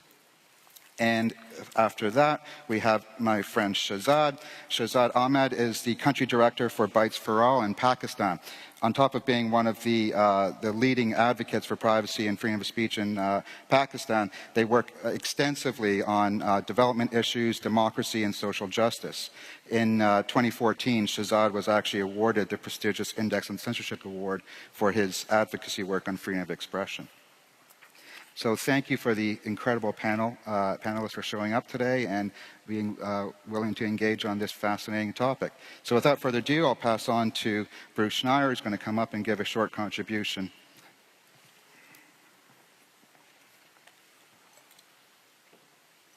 So thank you. Thanks for inviting me. Thanks for being here. This is fundamentally about data. And data is really about power. The reason we're talking about privacy, the reason we're talking about surveillance, is that having your data gives the collector power. This is true for a government, this is true for corporations, this is true for each other. The more data we have about someone else, the more we can influence them. I mean, the corporate data is collected for persuasion, for advertising.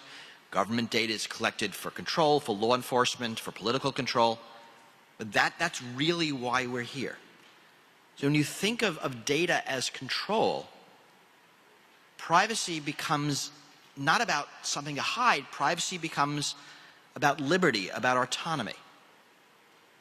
And the reason privacy is important is because it lets us control how we present ourselves to the world. And if you think about a privacy violation, you think about when you see an ad for something you're interested in, your question is, how did they know that? Right? How did I lose control of that information? Right? Maybe it's trivial, maybe it's a vacation I'm planning, maybe it's a major life decision. Right? But surveillance becomes about gaining control over you, which means there's enormous value in personal privacy.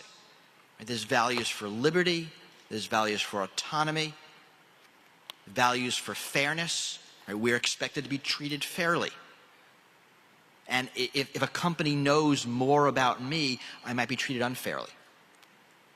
And even worse, this is going to happen opaquely.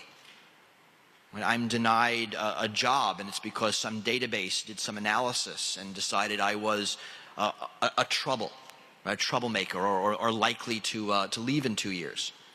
Right? And that decision was made on my data without my knowledge, without my consent, without my ability to address it. Right? So we are producing more and more data as we go about our lives. This data exists separate from us. This data is being used to make decisions about us. This data is doing things in our name, and we're not aware of it. We're not able to understand the process. And so when we talk about privacy, those are the things we think about. And that's why privacy is important. And you often hear a lot of balancing privacy and security. And I think that's based on a fundamental misunderstanding of what privacy is. Right? No one feels more secure when they're under constant surveillance. Right? We're all not going to move to the country with the most surveillance because we feel the most secure. Right? That doesn't make sense. Because really what we're doing is not balancing privacy versus security. We're balancing different aspects of security. That possibly a privacy invasion will make us more secure against one thing, but makes us less secure against another. Right? There are many threats out there. It's not just threats of criminals or terrorists. It's threats of governments. It's threats of corporations. Right? It's threats of bad actors in a legal construct. And like anything in society, we have to take the totality of all of these threats and decide what are the best ways for us to deal with them. I mean, how do we get the most security in aggregate against the most threats? And this is why we have privacy laws. Right? We understand that the threats of power are great, and we try to limit the power of the powerful, and privacy laws are a way of doing that. Right? More privacy for the individual is more power, less power differential. And also, I mean, this is why we like less privacy in government. Right? Government's already powerful. Open government laws reduce their power, less differential, more liberty. Now, sometimes, of course, we do have to give the powerful the ability to violate our privacy. We do it willingly. We do it in exchange for services. Right? I want Google to have my email because it's very easy for me to access it. So there's an aspect. I want the police to be able to investigate crime, so I want to give them powers to violate my privacy. Now, when we do these things, when we in society do these things, we put in controls to protect our security. Right? Lots of details, but the controls tend to be along the lines of transparency, oversight, and accountability. Right? We happily give the police the ability to investigate crimes, but the laws are transparent, there's oversight, and there's accountability if they do it wrong. And that's how we think about getting security in this world of data. Right? We're living in a world of ubiquitous data. We are producing data constantly. The cell phone company working in this country knows we are all in this room, except us who turned our cell phones off so they don't ring. That is just a side effect of having a cell phone.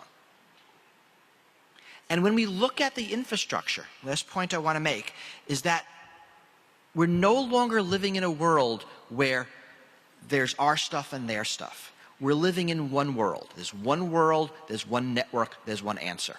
We cannot build a system that allows the good guys to spy and the bad guys not to spy. We either have to build a world where everyone can spy or nobody can spy. I'll give one example. There's something called Stingray. Stingray is an IMSI catcher. Basically, it's a fake cell phone tower. And the U.S. police use this to investigate crimes. They'll put up the tower and figure out who's in the area. It's a very secretive technology. The FBI guards it very jealously. They've had prosecutors lie about it in court. They have not prosecuted people when it became clear evidence about the Stingray will become public. So last year, some magazine, I forget which one, looked around D.C. and found, I don't know, a couple of dozen of these fake cell phone towers run by we have no idea who. Another government, criminal organization, we haven't the faintest clue.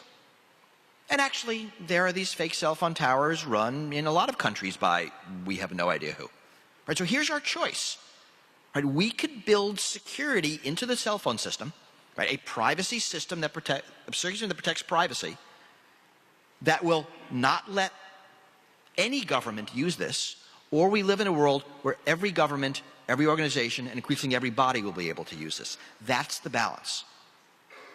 It's privacy is security. And we have one world and one chance to get it right. Thank you, Bruce.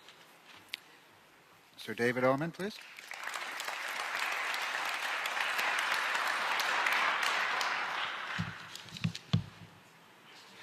Thanks very much, Gus. I'm delighted to be asked to follow Bruce. It was 25 years ago that I bought a copy of his big book on applied cryptography, which is still a classic. Bruce has issued some sensible warnings about data and the future of data. It's an important part of what I describe as an unresolved public policy issue. It's one of those wicked public policy issues that has several dimensions or levels to it. And I want to mention three. There's the everyday use that we make of the internet, with all its staggering potential for economic and social development around the world. Our everyday use, that's where we worry, rightly, about the security of our financial transactions. That's where we worry about the confidentiality and use of our personal data. And that is a natural preoccupation of those who want greater constraints on digital intelligence methods, in some cases to ban them or to make them impossibly hard. That's the everyday level. But then there's another level below that I might describe as law enforcement.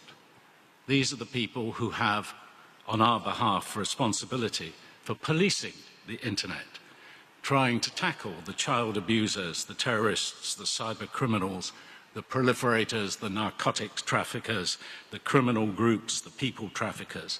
And this is the preoccupation when you talk to Interpol or Nextdoor, to Europol or to national police services, who've been insisting, rightly, there can be no no-go areas in cyberspace where law enforcement is absent. The great Vince Cerf from this platform yesterday concluded his excellent remarks with a call for an internet safe for its users. Yes, of course, but I want an internet that is also safe for the 8-year-old girl being sexually abused and live-streamed around the world. She too has rights. So we have to look at this from the point of view of society as well as the point of view of the individual user. Now, the police have made great strides, great progress in the last few years in trying to get on top of some of these abuses of the great internet. But frankly, I think cybercrime is rising faster than police services can cope with. And increasingly, police services are looking to the third level, that of secret intelligence, for support in tackling cybercrime and terrorism.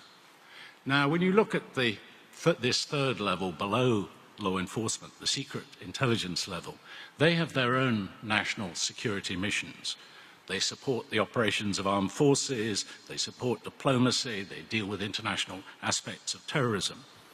And understandably, the preoccupation of agency chiefs when they talk is to speak out about the damage that the exposures that Edward Snowden has made have done to their ability to conduct their mission.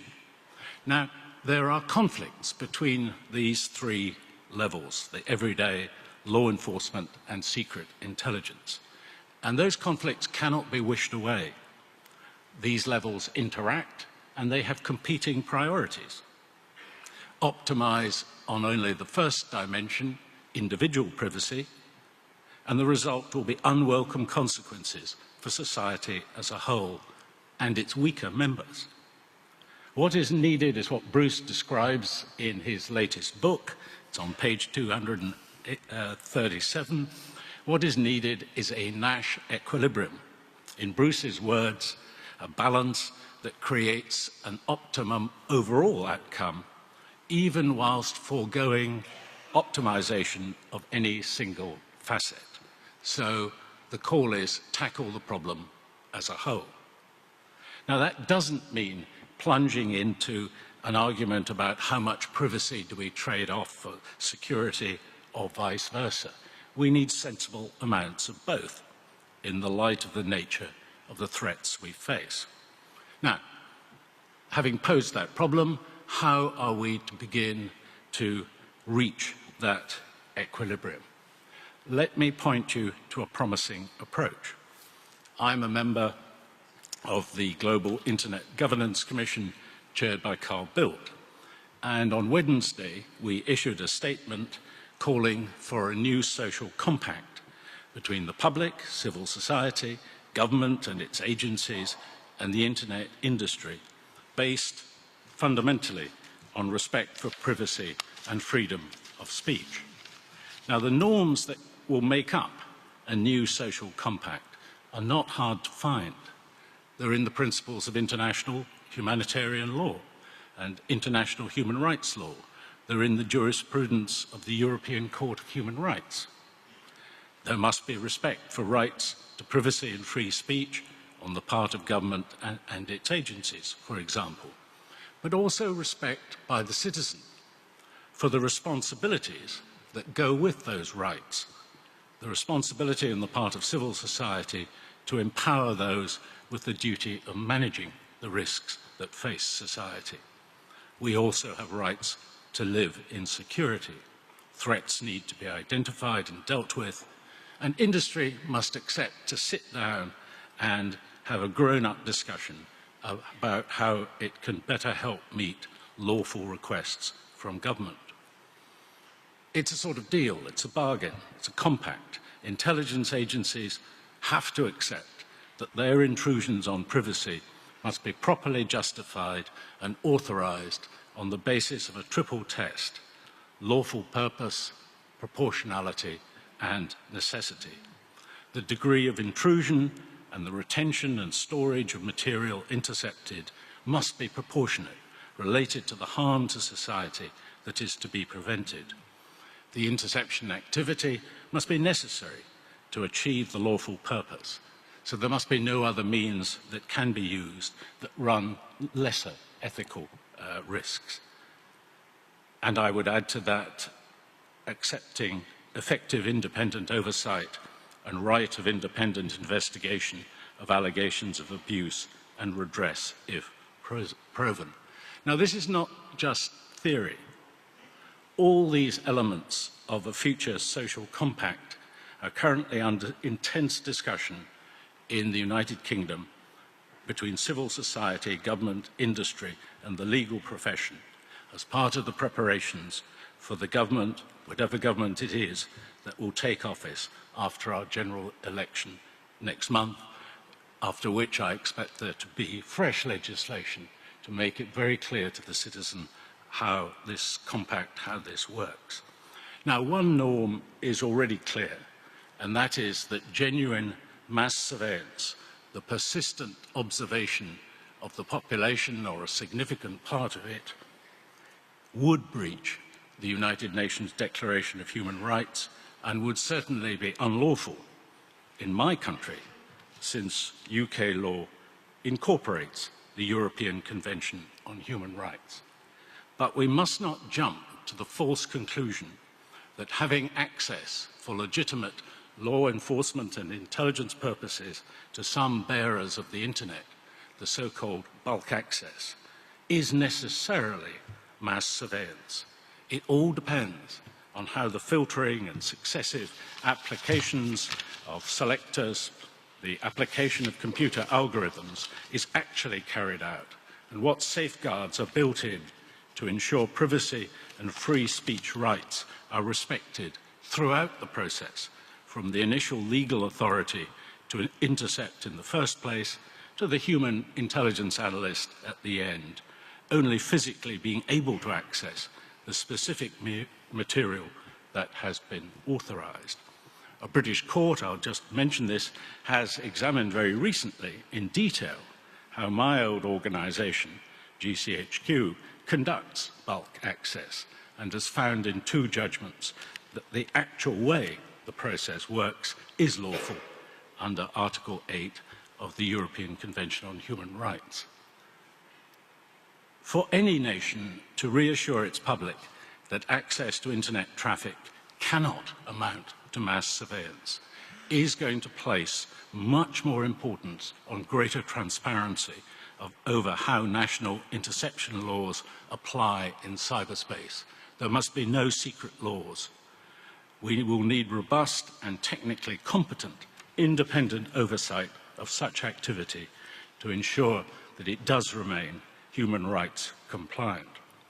In conclusion, I think we'll only get to a sensible answer to the problems posed by this wicked public policy issue if our discussions are based on understanding about the interaction of these three levels: our everyday use, law enforcement needs, and secret intelligence. Thank you very much. Thank you.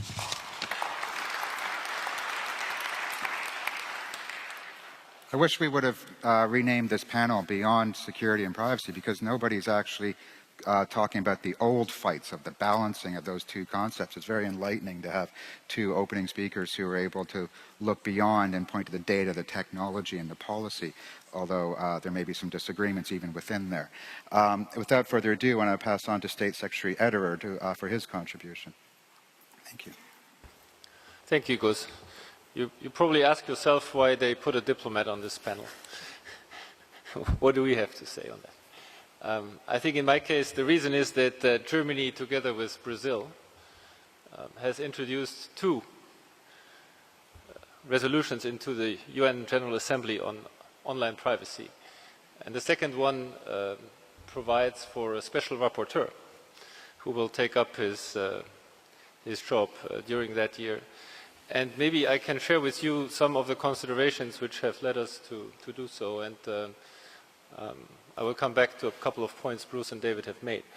I mean, first of all, if you look at the necessary balance between business interests, state security interests, and privacy interests, you find two very well organized interest groups on security and on business interests. But the interests of civil society and the individuals on their privacy are maybe less organized. And when we thought about making this an international issue in the United Nations, we thought that we might want to give these interests a voice, special rapporteur, a political framework, a space for discussion, for a political discourse nationally and internationally.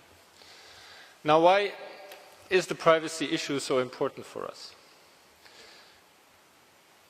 We believe it's really part and parcel of the whole discussion, freedom versus security, and what I call the necessary balance, of what David called the ideal equilibrium.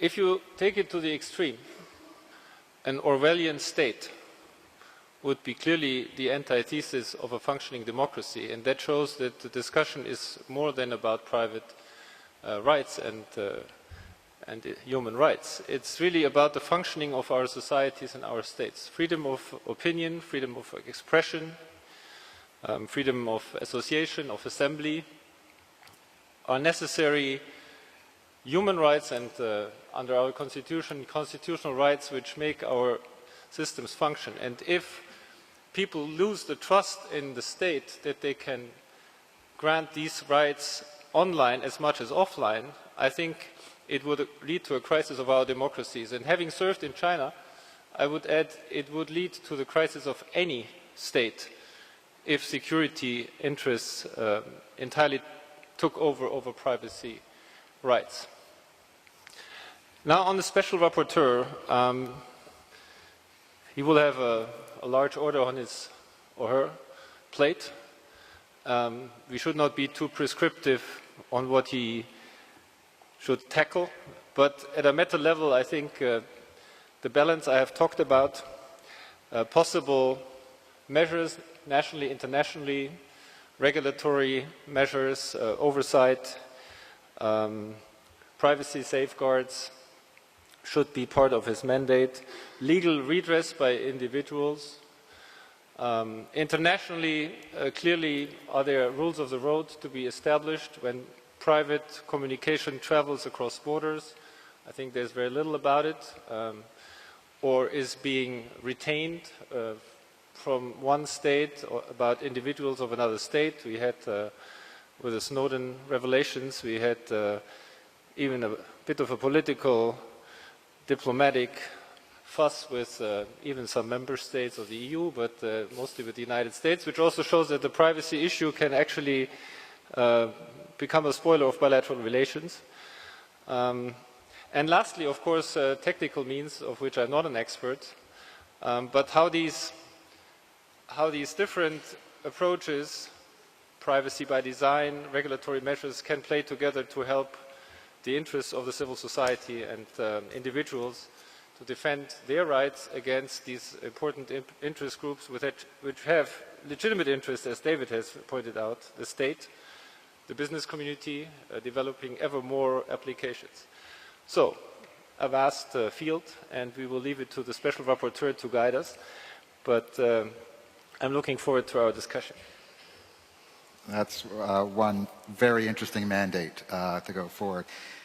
And so as we move to the next phase of this, this panel, I'm going to ask each of the panelists to offer their short contributions on how this is all shaping up, in the sense that the first few speakers established the landscape and, in one case, a solution for the discussion going forward in the case of the UN Special Rapporteur on privacy.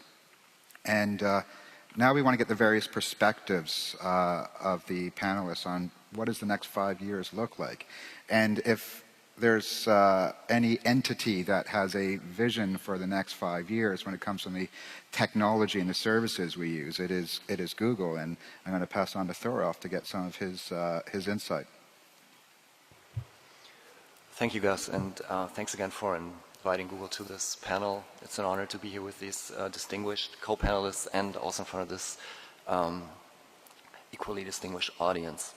I would like to pick up on something that Bruce Schneier was saying in the beginning, where he mentioned the data collection or use of data by companies and that of governments also for surveillance purposes, basically in the same opening comments. I would like to maybe use the opportunity here in the beginning, while we're still in the opening phase of our discussion, to recalibrate a little bit, because there is obviously a difference that when government entities want to access information that is information and data that was collected for an entirely different purpose, that being in the context of services offered by companies to their users. And also use the opportunity to maybe bring up that dimension also in our discussion in the spirit of I thought was a great opening slogan at the opening panel of all of the internet, all of the people, all of the time. Also with looking at the next 5 years, there are huge economic and societal benefits ahead of us as we see data innovation and also startups around the world, as well as well-established companies continuing to innovate and use the internet to make all of these things happen. There are so many things you could illustrate this with, be it the 100 hours of video that get uploaded to YouTube per minute today, and it just kind of shows you where we're going. And maybe one other illustration is actually something I just saw while here in The Hague on CNN. They had a segment on the first smart tennis racket that actually gives you data back on how well you're actually doing, and if you're really Nadal or Federer as you think, but you might not be. So these are innovation keeps being unexpected and surprising, and surely at Google we want to be continue to be a part of it. We see potential in smart data for personal homes. We will see it in infrastructure, urban traffic. We see wearable devices that are starting to pick up. So all kinds of exciting things are happening for people, for entrepreneurs in the completely, if you want, civil space. Just wanted to establish that. And as for the responsibility of companies in that field when it comes to privacy, obviously the privacy solutions we provide and protections need to keep up with this data innovation.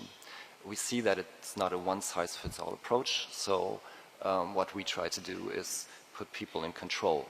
The first prerequisite for privacy always obviously is security, so there's no balance, but for example at Google, strong encryption both in transit and at rest for our products and services, and then also security initiatives that help to make the web as a whole more secure, like safe browsing, flagging sites that fallen victim to malware or intentionally hosted.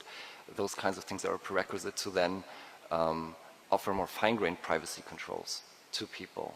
There, for example, today you can access a dashboard where you see data that Google has about you, and you, for example, can turn search history on and off, or access to location by the company.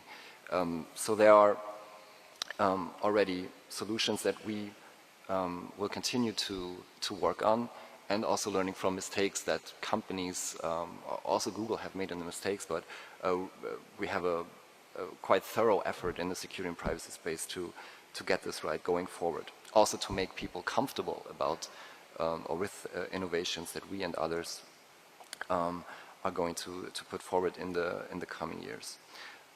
So beyond giving people control inside of using Google, things like takeout, where you have the opportunity to download your data and take it to a different provider, for example, because we want people to love our products, not hold their data hostage. This is another opportunity to show this approach to privacy, if I'm commenting on this for the next 5 years. And we'll probably also get to the responsibilities that companies have with respect to the dimension that was already mentioned by the speakers who commented before me, in working with law enforcement, and happy to engage in that discussion as well. Thank you. Excellent, thank you. Dunya, as one of the most important offices for considering human rights and application of technology today at the OSCE, I'm curious, how do you see the challenges going forward for the OSCE region, in that whether it is the spread of technology, surveillance enabling or privacy enabling, but also within the countries where you have some who are very strong protectors of privacy and human rights more generally, but others who are weaker. Where is this heading? Thank you, Gus. As you already mentioned, I will cover a slightly different angle of the topic we are discussing here today. And it is related, of course, to the topic of privacy, freedom of speech, freedom of the media, and security issues. I would not like to start this discussion as a dilemma between freedom and privacy versus security. In my view, there is no such a dilemma. Also, there was a word was mentioned that we hear nowadays quite often. You mentioned it as well, and it's balance. And it's the word, to put it mildly, that I'm allergic to. I think if we try to balance in our life, one side always loses. And balancing between these two presents, in my view, a great danger. When it comes to the OSCE region, as you know, it's 57 countries, and it would be quite difficult to say that we are moving in a different direction than the rest of the world. We are all facing enormous challenges, and the important thing that this conference managed to bring is that there is very vibrant, transparent, open discussion ongoing between civil society, academia, governments, and all stakeholders engaged. But what we heard, for example, yesterday, all these great statements coming from the governments saying, we will do this, we will do that, we will protect you, we will work on your security in your ordinary lives, but also in cyberspace. We will at the same time protect all your rights in your ordinary life and in cyberspace. The situation at home in many of the countries, or too many of the countries, including OSCE countries, is quite different.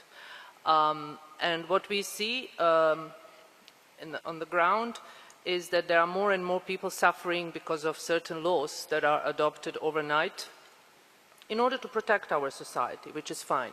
And who would challenge the legitimate right of any government to protect the societies? But it is done in such a hasty and in a way without discussing it with the society, that it cannot be seen as something that will result in more freedom or more security. In my view, freedom should not be part of any transaction.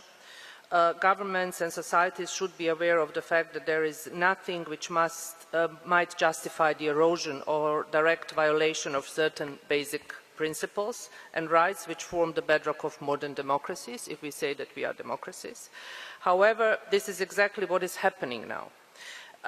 And I do not in any way, as I stated many times, challenge the legitimate right of the governments to fight terrorism and to protect our societies, but the laws should not be misapplied or abused so that they hinder the work of journalists and suppress free media and the right of free expression. I also strongly believe that surveillance as such has an overall and clear chilling effect on media because it creates a climate of distrust and it leads to self-censorship and represents a direct threat to media independence. Moreover, surveillance of journalists may also facilitate or lead to attacks or other forms of harassment and intimidation. And this does not only refer to electronic surveillance, but the other forms of intrusion into the professional activities. And I had many statements in relation to these particular issues that are affecting work of media and work of journalists. And I must say that it's not happening only in the countries that are emerging democracies, but it's also happening in the countries that are so-called old democracies, and those countries that should really lead by example. What we are also witnessing in many countries is the enactment of laws that seriously undermine the importance of human rights. For instance, recently in France, there is now a draft law which, if adopted, would grant law enforcement agencies special surveillance powers without judicial oversight. And France is not the only such example. Governments should not neglect the importance of judicial oversight in this regard, and this is unfortunately happening nowadays. And it's in the name of security, and what is suffering, again, human rights. These measures, as well as bureaucratic, military, intelligence and police apparatus they create, are not always proportional, they are not necessary, or in conformity with international law. And it seems to me that we are all still tapping in the dark, or to say we are in some kind of grey zone. And I do not think the governments can allow themselves this luxury of doing all these things or trying to introduce laws or that are related to the surveillance on their own, like it was happening many years ago. Now, apart from our ordinary life, we have cyberspace. And in this space, we also need to find a way how to move safely, but not in any way trying to undermine our freedoms. We must also remember that human rights, and I think nowadays we kind of choose to not remember these things, that human rights, though they may be temporarily suppressed, no matter about which country we are talking about, they will always rebound. And then there is no security without free flow of information. And freedom of expression and free media play important roles in fostering any meaningful debate on privacy, on security, and can help address these new challenges. I will just end by emphasizing once again that by pitting human rights concerns and security issues against each other, and this is unfortunately what we see at many forums and in many countries, we run the risk that both will be conquered. And we would end up, or we would find ourselves with no security and no rights, which I presume is not the world we want to live in. Thank you. Shahzad, if I could pass on to you, one of the many challenges of being within civil society from Pakistan is that not only is the West setting a terrible example, or perhaps even promoting bad practice through the sale of technologies to conduct surveillance, but Pakistan's probably one of the most watched countries on earth from outside as well. And so how does how challenging is it to do your job, to seek protections even within your own country when there's all these international dynamics at play? Thank you, Gus. It seems that I am left with the responsibility to bring you all to the harsh realities of the data-driven world. Before I talk about Pakistan, I actually want to talk about another country as a case study. And let's look at this country from the perspective of diplomacy, global diplomacy. Look at it how international business works, how different global interests and war for resources work. Okay, let me now test your geography. Minus 3-4 people. Have you heard of a country called Absurdistan? Anyone? Yeah, okay. So there are few people who know about it, not many. Okay, great. So there is this country, Absurdistan. Unfortunately, it's not represented over here on these tables, on the front tables. So, I mean, just consider that I infiltrated in the agenda and I made it out here on this stage. So this country, it's a beautiful country,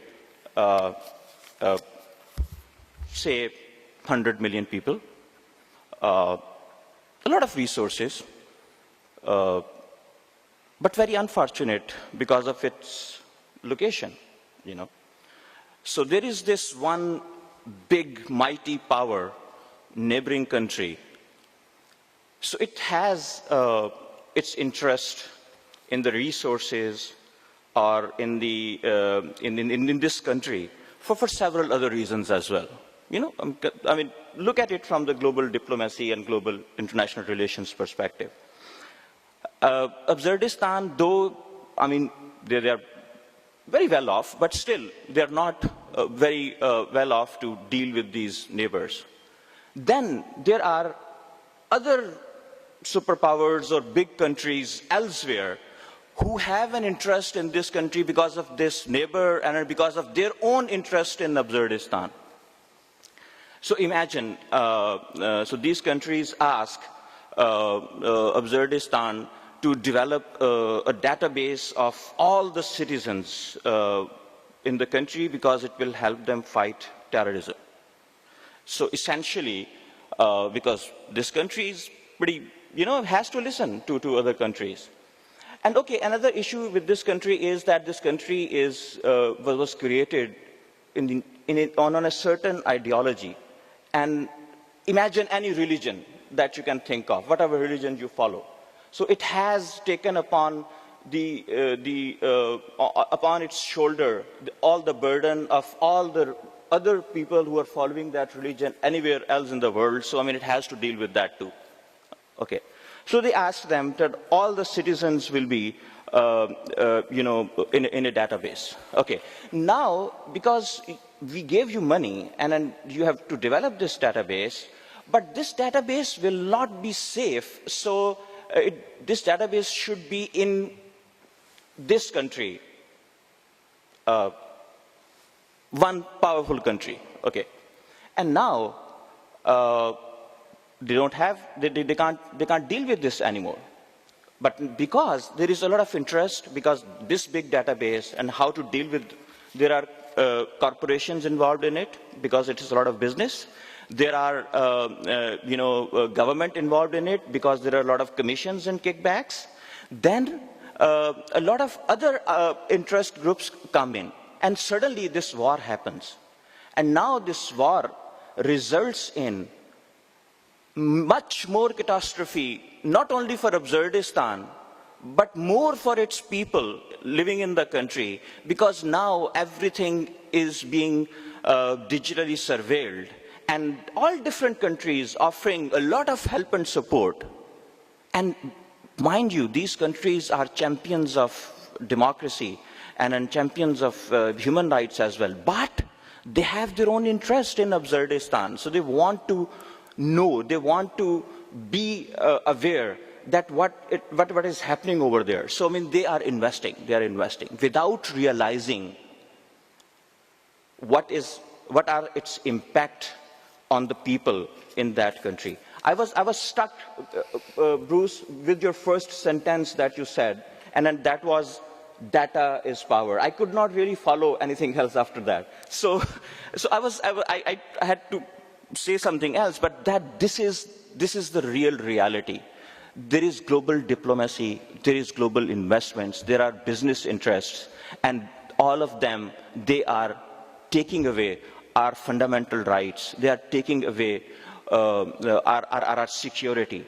And whenever it is talked about, what you would suggest that Absurdistan would do or should do?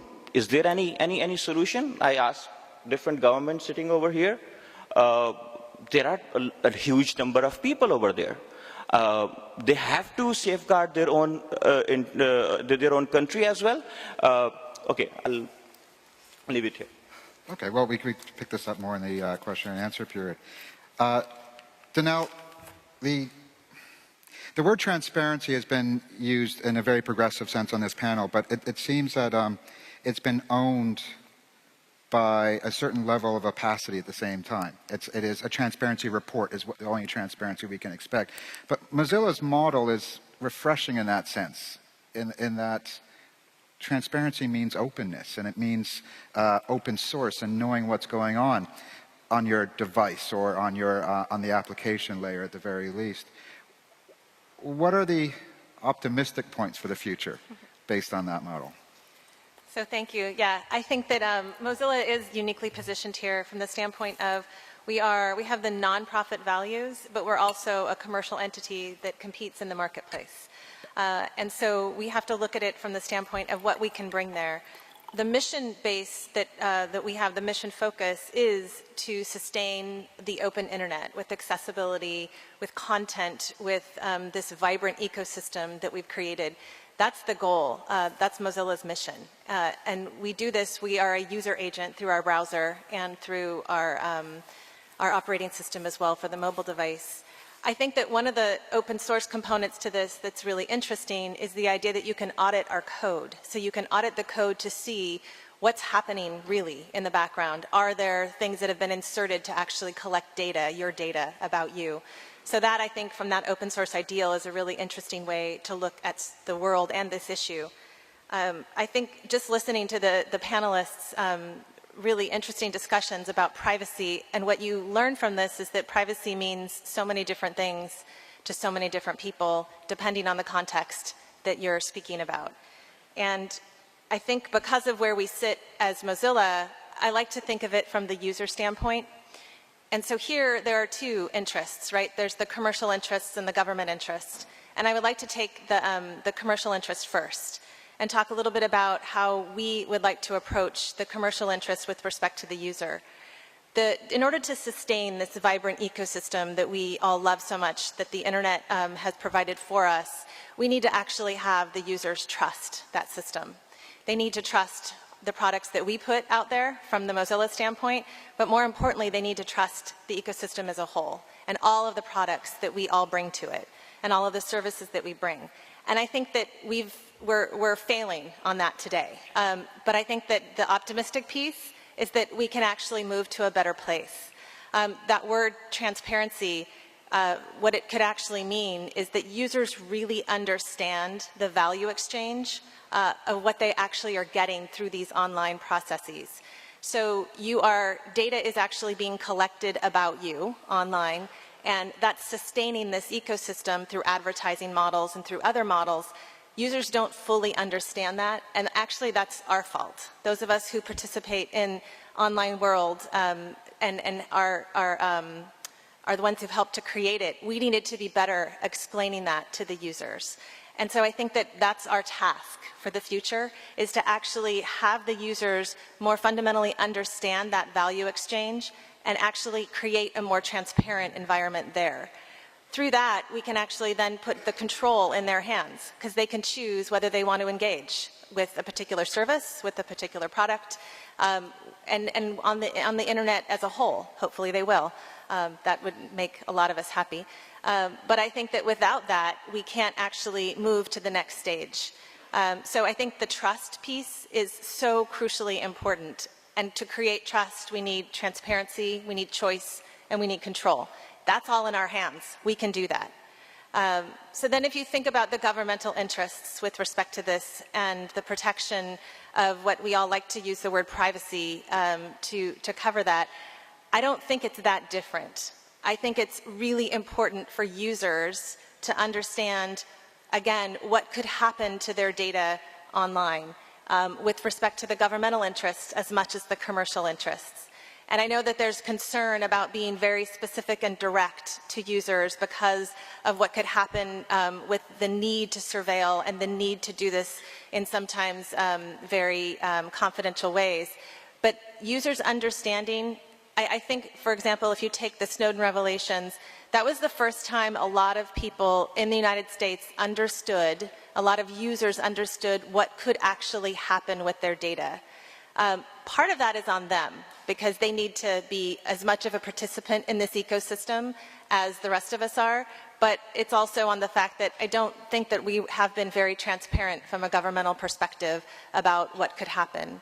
So I think that it's incumbent upon us to do, we've done it in the offline, in the brick and mortar world. We've actually created laws and restrictions and regulations about how data can be gathered. It's a lot more challenging in the online world. But I also think it becomes all the more important because of the fact that data transacted online is very personal. People are much more personal in their online purchases, in their online activity than they are in the brick and mortar world. So I think that we need to just be really perfected on that notion of creating this transparent world of what happens, what can governments do, what will governments do, and users then can understand how they might want to participate in that online life with that knowledge. I think with that, we can actually get to a better place. And I know there's lots of discussion out there, and some panelists have already mentioned it, about the need to create protections for your own citizens and to be that we need to keep the data here because we're afraid that if it goes elsewhere, we can't protect it. And I think that I love the idea of protecting the citizens, but what that does to this vibrant ecosystem that's truly the most global thing that we have is it creates barriers to entry for innovation and for creativity and for all those things that we love about what the internet offers to us. And so I think we have to be very thoughtful about how we approach those types of issues because it could actually end up hurting all of us if we don't continue to protect this open, global, innovative environment. Thank you. Thank you very much. I think this panel has done us a great service in trying to push the discussion forward, to question basic concepts like balances or even transparency and see where this is all going in the years to come. So I imagine there's a lot of questions from the audience. So at this point, I want to open up to the audience. And also, we are live streaming. And so if you would like to ask a question over Twitter, please use the hashtag GCCSPrivacy. And I believe we already have some questions queuing up. So if I can open to the audience, please. If you keep your questions short and and directed at specific speakers, that'd be very helpful. Thank you. Yes, thank you. Well, the advantage of big data, for example, for research, scientific research, has been proven. There's a lack of oversight and control on the processing of personal data. Is an alternative feasible where more control will be in the hands of the individual, while at the same time businesses can use the data of individuals for acceptable purpose and also say, is control the right criteria for privacy protection? So I think the answer to that is yes. I think that one of the things that's so important is that user data is truly owned by the user. And the user is allowing others to participate in that data and to get access to that data. Again, the value exchange and sharing with the user what they're getting out of it is important. So I think that we should all be, if we don't get that, if we don't get the users to participate in this value exchange, the commercial interests, in as much as the government interests, won't be satisfied here. because we need to actually have that system work where there's data that can be used for scientific purposes, data that can be used for product development purposes, data that can be used to provide you content and advertising that is interesting to you and that brings you what actually you're looking for online.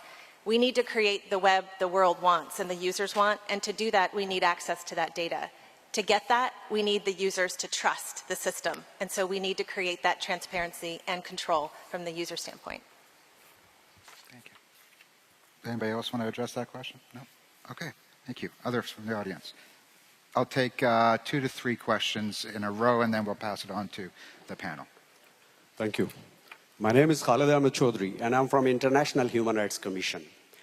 Just 2 weeks back, I went into debate with a Brigadier General of Netherlands Army, who is a professor of military law, and I asked him, the topic was cyber warfare, and I asked him what kind of world we are living in, that sovereignty of smaller country, poor nations, weaker nations, developing countries can be violated by the powerful countries. Nobody questions. A single individual, if he or she commits a crime, cyber crime, will be thrown into the prison, but not the powerful. So my question to all of you is, aren't we still living in a world where rule of jungles rule is continuing? Thank you. And I'd like to link that question to a question we got from Twitter from Renata saying, the trap of all of this is actually the term lawful itself. What is lawful and how do we actually define that? Because it just looks like when it comes to laws, laws are progressing mostly to allow for more interception and surveillance and not other things. Question there? Hi, my name is Thomas Ridd from King's College London also. Question to Bruce Schneier as well as David Oman, same question in reverse. More cryptography hasn't come up in this panel and rarely at this conference. Is more crypto always better, or are there cryptographic architectures that, facilitate and generate behavior that we don't want to allow? And of course, the reverse question for David Oman is whether more crypto is always worse. Okay, let's take these questions to begin with, and then we'll move on. So I'll start. Cryptography, there are going to be edge cases. Cryptography is in general a good because cryptography inhibits mass surveillance. Right? There's no doubt in my mind that if the NSA wanted to target you, if they wanted to be in your computer, they'd be in your computer, period, done. And the only reasons they're not, there are 2 possible. One is it's against the law and the NSA has decided to follow it. And 2 is that you're not high enough on their priority list. That when you force the listeners to target, you force them to target on those they feel are the adversaries. Mass surveillance, surveilling of everybody, is made possible by the fact that it's cheap and easy. That's why it's being done today, and it wasn't done 20 years ago. We've made it so cheap that it's easier to collect everybody than to figure out who to collect on. So in general, cryptography is a goodness for the world because it forces everybody to target. No matter which government you're talking about, no matter which entity, they have to target. And then we are in a much more balanced attack versus defense. And yes, the other speaker was right. The powerful do get to decide. We're living in a world where law can trump technology. Technology is valuable, but as long as, I'll use the U.S. because that's where I live, as long as the U.S. can go to a secret court and demand that a company break their cryptography and then lie about it to their customers, we can never fully trust the technology. So cryptography is definitely valuable, but there are legal limits on it being valuable. David, as you answer the question, I was wondering if you could also reflect on parallel questions from Twitter from Niels and Alexandrine, where Niels is saying that in your talk, in your contribution, you said that to protect the weakest in society, we need to consider weakening our right to privacy, and that links directly with the encryption question. But also from from what Bruce raised about mass surveillance. In your contribution, you differentiate between mass surveillance and other forms of surveillance. And Alexandrine wants to know what is genuine mass surveillance in your definition, and where's encryption play its role within that? Well, just to tackle those issues. That Twitter question, that wasn't actually what I was saying. So we should be clear that the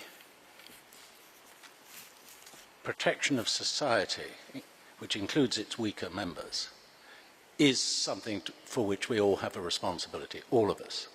We also have individual rights to privacy, which must always be respected. But those rights, individual rights to privacy, which stem from the post-war UN declaration originally, those are not unqualified rights. And the UN declaration is very clear that there are circumstances in which privacy rights, we have to be prepared to allow those rights to be intruded upon where it is necessary for the protection of ourselves or society. And this is very clear. There is only one unqualified right, and that's the right not to be tortured. And this is commonplace in human rights discussion. Referring it back to the question we had from the floor, there is a parallel in my mind with the development over many years of the laws of armed conflict. What could be more intrusive than the use of physical force by armed forces to maim and destroy and kill? Over the centuries, we have tamed much of the excesses of armed conflict by imposing international humanitarian law and principles such as proportionality and necessity, discrimination to avoid collateral damage, and so on. These are precisely the principles that I believe we now have to see applied in cyberspace. And when I talked about a social compact, it was to build those principles in. Even my third level, secret intelligence, is not an ethics-free zone. It should not be an ethics-free zone. Even secret intelligence must be governed by law. Now, it is a fact that quite a few of the countries represented in this room do not yet have a satisfactory framework of open public law to regulate intelligence activity. That should happen. And I'm very confident that that will happen progressively over the next 5 years as this debate rolls on. But it mustn't just be on the basis of the arguments about individual privacy. We also have the needs of society as a whole. Just commenting on the crypto point, strong cryptography is essential for the use of the internet. No doubt about that. How can we have confidence in the economic value of the internet? And we have mortgaged our economies now to the internet. We are completely dependent on it. And the developing world will very soon also be completely dependent on the internet. So we need that strong cryptography. Does that mean that we have thereby created a safe space where we say to the criminals and the terrorists, you now can communicate without any chance of law enforcement catching up with you? No, we have not said that. That is a different proposition. And as Bruce has said, there are indeed ways in which law enforcement... Now, one of those ways is approaching the industry with a lawful warrant, having worked out in advance how that warrant will be served and what can reasonably be expected of the industry to help society in that way. Again, I'm confident that once the current fuss about post-Snowden has died down, people will talk in a grown-up way about how one can do that. this is exactly what not happened in different countries. For example, we do not have a lot of evidence. Do we have this evidence that big citizen databases brought huge socioeconomic change in a country? It didn't happen. When agencies, for example, GCHQ, CIA, or ISI, or all these different agencies cooperate with each other, do they actually make sure that the data or the information they are getting or they're exchanging with each other is taken by lawful means? For example, in Pakistan, there is a huge databases, and there is a lot of mass surveillance. We know that Finfisher is in action over there. We know that Sandmine is in action over there. We know that Naras is deployed since 2007. There's a lot of data being taken. Data mining is happening, and then that it is being shared across the country as well.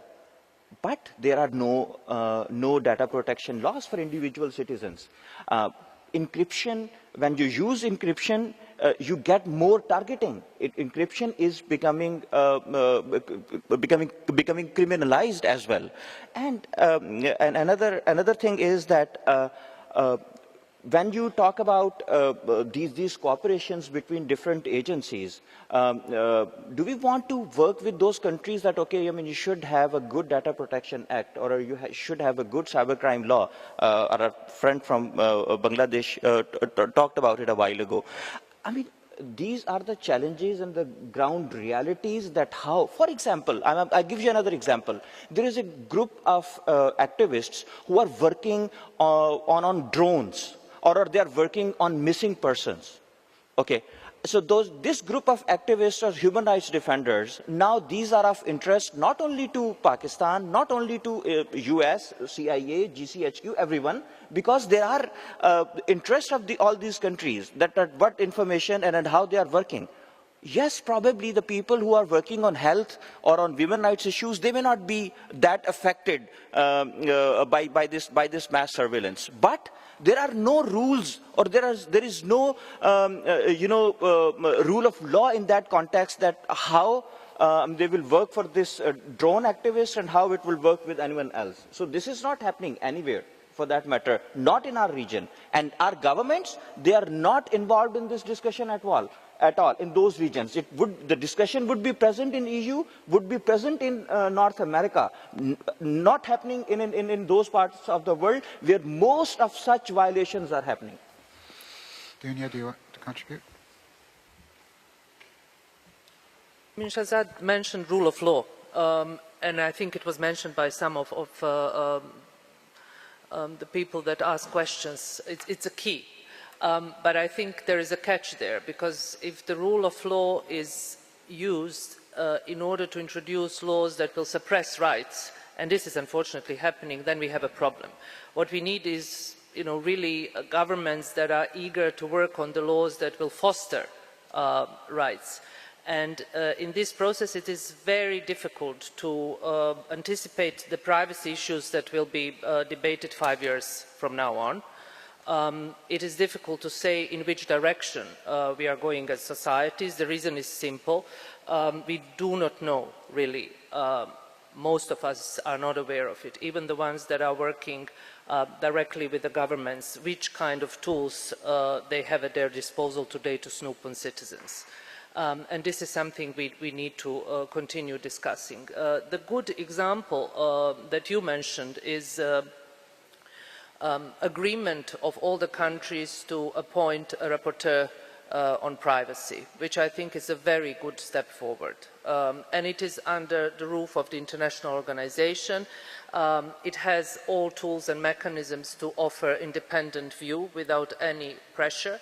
So this can open up this debate and try to find solutions, and also to bring governments and civil society more closer in discussing these issues. But it is not something that we can solve here today. We need discussions, but what I would also like to see from governments, because they have a key in this debate, more action and less statements and resolutions and wonderful words on paper. Yeah. Well, without further ado, Mark, you wanted to contribute to this, and then we'll go back to the audience. Maybe on the main issue on how to protect privacy online as much as offline, I've heard two interesting lines of argument, and they may not be compatible, but I will try to reconcile them. There were two speakers here, Bruce, who said privacy and security is actually one, and Dunya, who said that there is no contradiction between privacy and security. And others have argued for having balancing tests, and you said you hate balancing. Now, at the end of the food chain of the argument, I would agree with Bruce. And I have said, you know, there's no functioning state and therefore no functioning security within a system which blatantly ignores privacy rights. True. I would also agree that the principles of human rights, freedom of expression, should never be challenged as such. But it has not solved a single case for us. And I think David would agree with me. Because the individual cases which ultimately often are result in court decisions will have judges making balancing tests. They will judge whether security measures are adequate and proportional to the potential damage they do to the privacy rights individually or collectively. And politically, by the way, it's the same.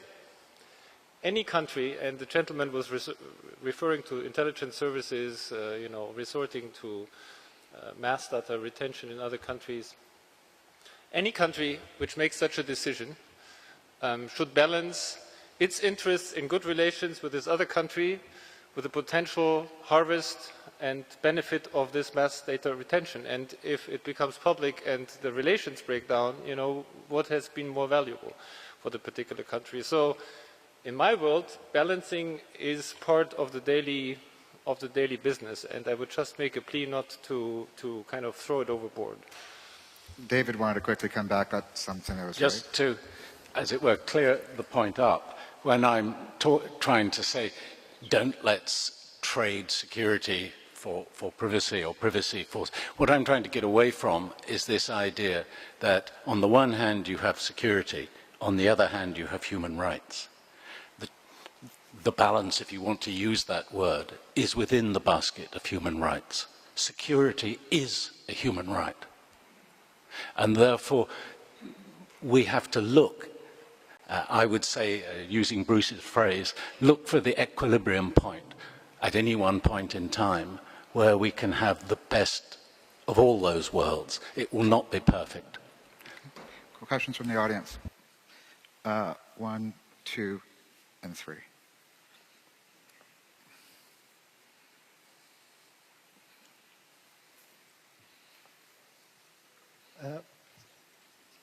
My name is Arzak. I'm from Pakistan. I have a statement for the panel. The destruction of privacy via surveillance programs that's been engineered by great powers, that includes both governments and private sectors, widens the existing power imbalances between the ruling elite and everyone else. Its impact on global south, like developing countries like Pakistan, is colossal. We cannot reject the internet, but we cannot surrender it either. Does the panel, in their opinion, think that all our society's problem can be fixed by passing few laws? Or you think the cancer is much deeper than this, as we live not only in a surveillance state, but in a surveillance society, whereas surveillance is embodied in our governments, in our economy, in our uses of technology, and in our everyday interactions with free services like Google, Facebook, among others. Do you think we need to change the business model of the internet, or we can resolve these privacy issues just by passing few laws? Good question. Next question. John Suffolk from Huawei Technologies. I'm the president of Security and Privacy. So I have a follow-up question to the previous one for the whole panel. Let me just compliment the organisers for such a perfectly formed panel, from open products to media protection to diplomacy to cryptography to security service, etc. So, given that you have such a breadth, the question for the panel is, if we locked you in a draft cold castle, do you think you could get privacy and security to work in harmony together? And when you came out of that castle with the answer, do you think you could get that answer accepted by all the governments around the world who would need to implement it? And if so, what's your judgment on how long that would take? Next question.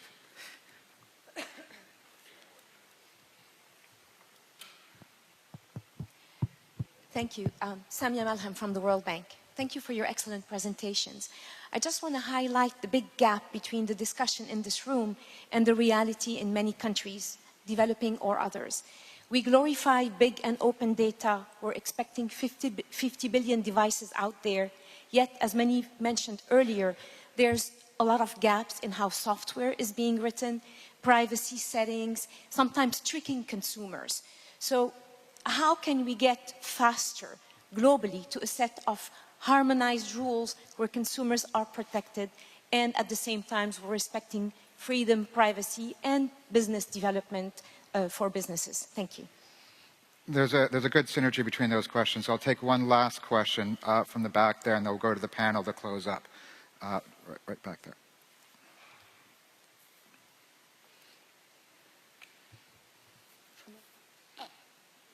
It was you. It was me? Yes. Thank you very much. I salute that Sir Osman acknowledged mass surveillance, and I'm happy to hear that he said that even national intelligence agencies should be also subjected to law. However, the cooperation between diverse national agencies might help to circumvent the regulation of the corresponding national country. So I wonder why the consequence today shouldn't be to regulate international cooperation of those said national agencies instead of only chipping in the national regulation of the corresponding countries. Thank you very much. Thank you. I think, again, all those questions have a good level of synergy, so I'll open to the panel if you want to respond and how. Bruce? The answer to the question about locking in the room, no. And the reason is that, I mean, David used an interesting term. It's called it a wicked problem, and that's a term of art, and it's worth looking up. There are a lot of complex, interrelated problems that we're trying to solve at the same time, and they are dynamic. They're depending on society, depending on technology, depending on environment. And my guess is this will be a decades-long conversation over group value of data and individual privacy of data. And whoever talked about the corporate uses, the uses we choose. And whoever said that the business models matter, they do. Surveillance is the business model of the internet, and in order to fix anything, we have to fix that. Government surveillance relies on corporate surveillance. Last quick point, watch nomenclature. The word surveillance means something very specific when you talk to an intelligence person. They see surveillance, what happens when a person looks at it. So there could be cameras in your house, all your data could be collected, it sits in a computer, you're not actually under surveillance yet until somebody looks at it. That distinction will disappear as algorithms make more and more decisions about you. You can go to an airport, be denied boarding a flight, because of everything you've done, but you've never been under surveillance because no human being looked at it, it was all computers. We're getting to increased computerization. We had a panel on that yesterday, and this sort of non-surveillance surveillance will happen without human intervention. Surveillance happens at the point of collection, regardless of who looks at it. We have to look at it that way. I'm going to ask David and Mark to respond to that, and then after that I'm going to go to Thorough and Nell to address the industry and technology aspects of that. Just David? some quick points on those great questions. I'm rather with Bruce that the castle question, this is going to take some time, but we should not wait for 10 years for answers. We should start pushing now. The British general election is on the 7th of May. A new government will expect a social compact, as I've described it, to be there and ready. So progress can be made. Two British examples. The British courts recently ordered the government to be transparent about checks and balances that apply. And the government has now they should have done that years ago, but it's progress. British government has just had to introduce new safeguards for journalists. Perhaps that should have been done years ago, but it's now in place. So little by little, some of these issues can be pushed forward. So mass surveillance, dictionary definition, it is the persistent observation of either the population or a significant part of it. Bruce is not quite right in saying that intelligence types only talk about surveillance beginning when a human being looks at it. The point there is our privacy rights are always engaged. They're not just engaged when the analyst reads it, but as a matter of practical reality, if the filtering is efficient, then actually it can be proportionate.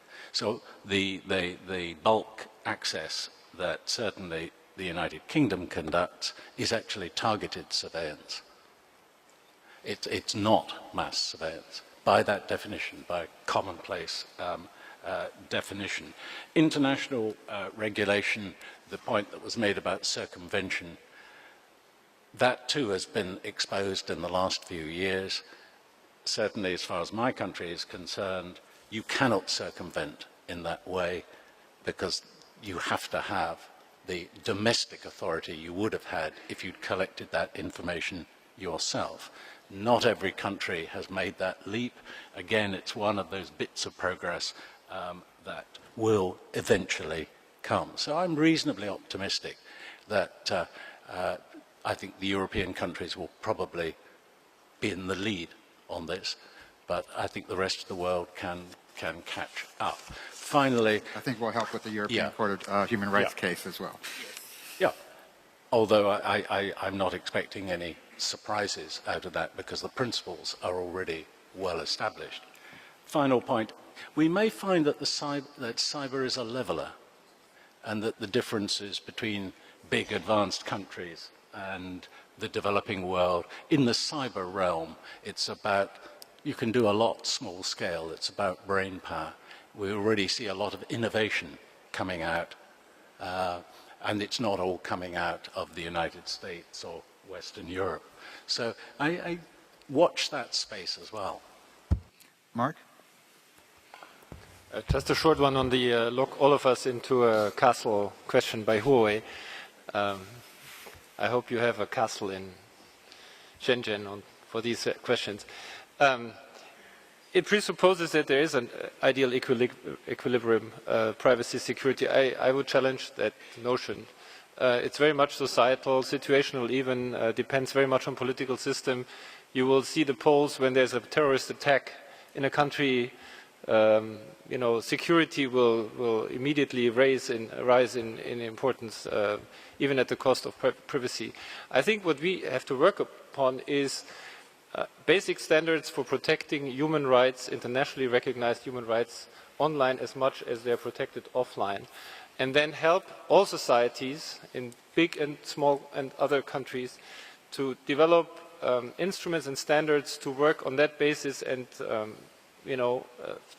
kind of tailor-make it to their political and societal phase in which they are. I think that's what we can achieve. There will be no internationally recognized ideal equilibrium between these two notions. Thoroff, can we change the business model of the internet? Thank you. So I would maybe also react to the question from the gentleman there in the front, and one of the comments on how we can get to international standards or privacy protection. So you raised the question of whether we have to change business models. So I would argue that we should not, because of a climate of fear, of uncertainty about what's being done by government actors and intelligence agencies, deny entrepreneurs and people in the civil space to keep innovating and really use the potential of the internet. I mentioned the economic and societal benefits in the beginning, and be it for pay or ads supported business models, they will all still be based on on data, and actually, we, as you know, a lot of the products that Google provides are ad supported. Often, you know, you don't even need that much personal information to provide a service. There's a bit of a misconception. If you're in a certain location, we have access to your location, and you're searching for pizza, then advertisers who are close to you will value that we make the connection between you and the advertiser there. So I think that shouldn't be the question whether business models are ads supported or not. And on the comment regarding an international standard, so what we actually see is quite an active community of data protection regulators, privacy commissioners who form often ad hoc networks. You know, most of you might be familiar with the groups like the Article 29 Working Party. You have GPEN. They are very active in that field and also keep industry moving and on its toes. But, however, we'll also like to also mention that often there's a disconnect, and there's a major carve-out in these organizations' mandate for national security. So that is an area they're not allowed to go into. Just wanted to comment on these two things. So unfortunately we're out of time, but if I could just sum up one optimistic point, and I know it sounds like a curse, but the idea that we do need more time to sort this out, and abandoning the concept of the balance, because there's a certain arrogance to the balance concept, which is that we can understand what it is we're balancing, and there shall be no change in that entire process where we're being locked away in a castle to try to find a solution. But the most optimistic point is that we now know so much.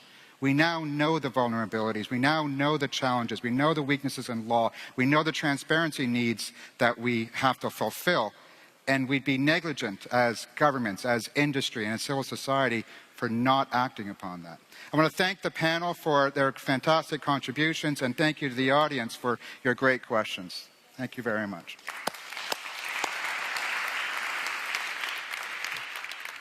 And now we'll hand over.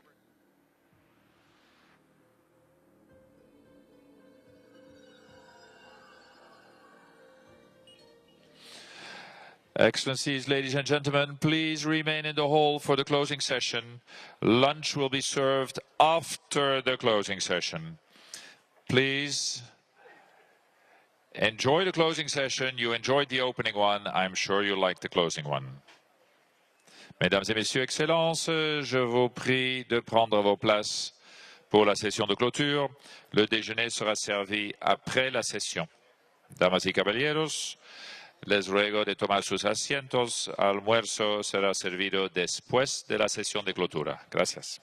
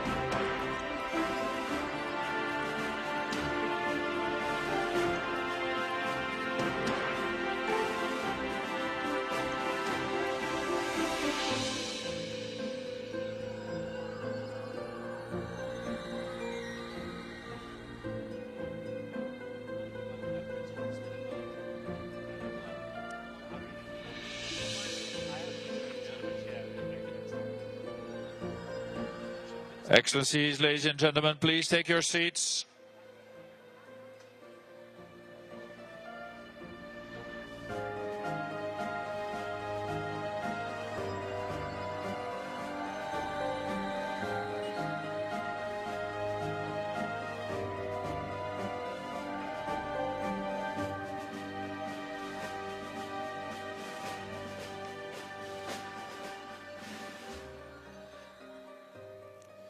Well, Excellencies, ladies and gentlemen.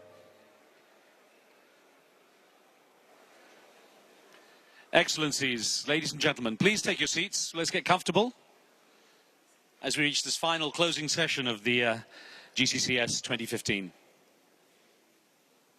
It's actually been a wonderful couple of days, and people from around the world have come together. It's just such a fantastic gathering, and a big thank you and congratulations to the Netherlands for hosting this in such a wonderful way. We've learned a lot, 4 major focus sessions, 16 parallel sessions. We learned from Nene that WWW is now AAA, all of the people, all of the internet, all of the time, for example. Excellent dialogue, very frank and revealing dialogue about where we are with the world of cyberspace and how much more we need to be cyber aware. And it's easy to make mistakes. I often share a story I heard about an elderly couple in America. They were celebrating their 50th wedding anniversary. They were in their 70s, they'd been married since their 20s. And they decided for their 50th wedding anniversary, they would go down to the same hotel where they went for honeymoon in Miami, in Florida.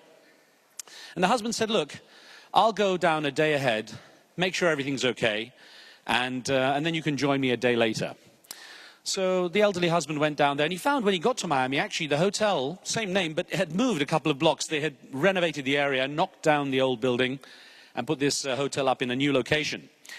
And being quite a cyber-aware couple, even at that age, they were emailing each other, so he thought he'd send his wife an email. And as he wrote the email to his wife about being at the hotel and, you know, her joining him a day later, he accidentally typed in the wrong email address, just one letter wrong. And instead of sending the email to his wife, it went to a young woman in New York who had just lost her husband. And in this house where this young woman who had just lost her husband unexpectedly, with the family around comforting her, they heard this scream from the office. And they ran in and found this young woman who just lost her husband had fainted. And when the family looked on the computer, they saw the email message that she had received accidentally from the elderly gentleman in Florida. And the subject line said, I bet you're surprised to hear from me. And then the line said underneath, well, my dear, I have to say, I'm not where I thought I would be, and it's really hot here. But they have email, so I thought I'd send you a quick note. And everything is ready for your arrival tomorrow. Easy to make mistakes.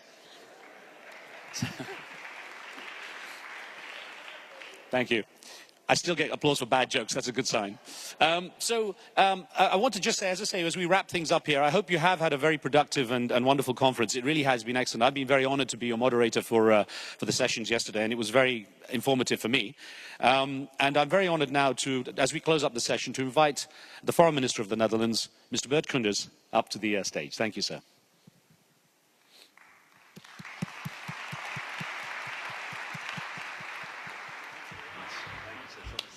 Thank you very much. Thank you. Thank you very much, ladies and gentlemen, Excellencies, dear friends, colleagues. Looking back at this conference, discussing a topic so intangible and at the same time so broad as cyberspace, it's difficult to find the right words to conclude it. If I would have to summarize it, it would probably be still confused, but on a higher level. So thank you for that. Seriously, let me start with the most important thing, thanking you for your very, very active participation. I'm extremely impressed by the quality and intensity of the debates. What I heard from all the panels, people are really talking with each other, exchanging arguments, trying to find vision, and also trying to find operational conclusions.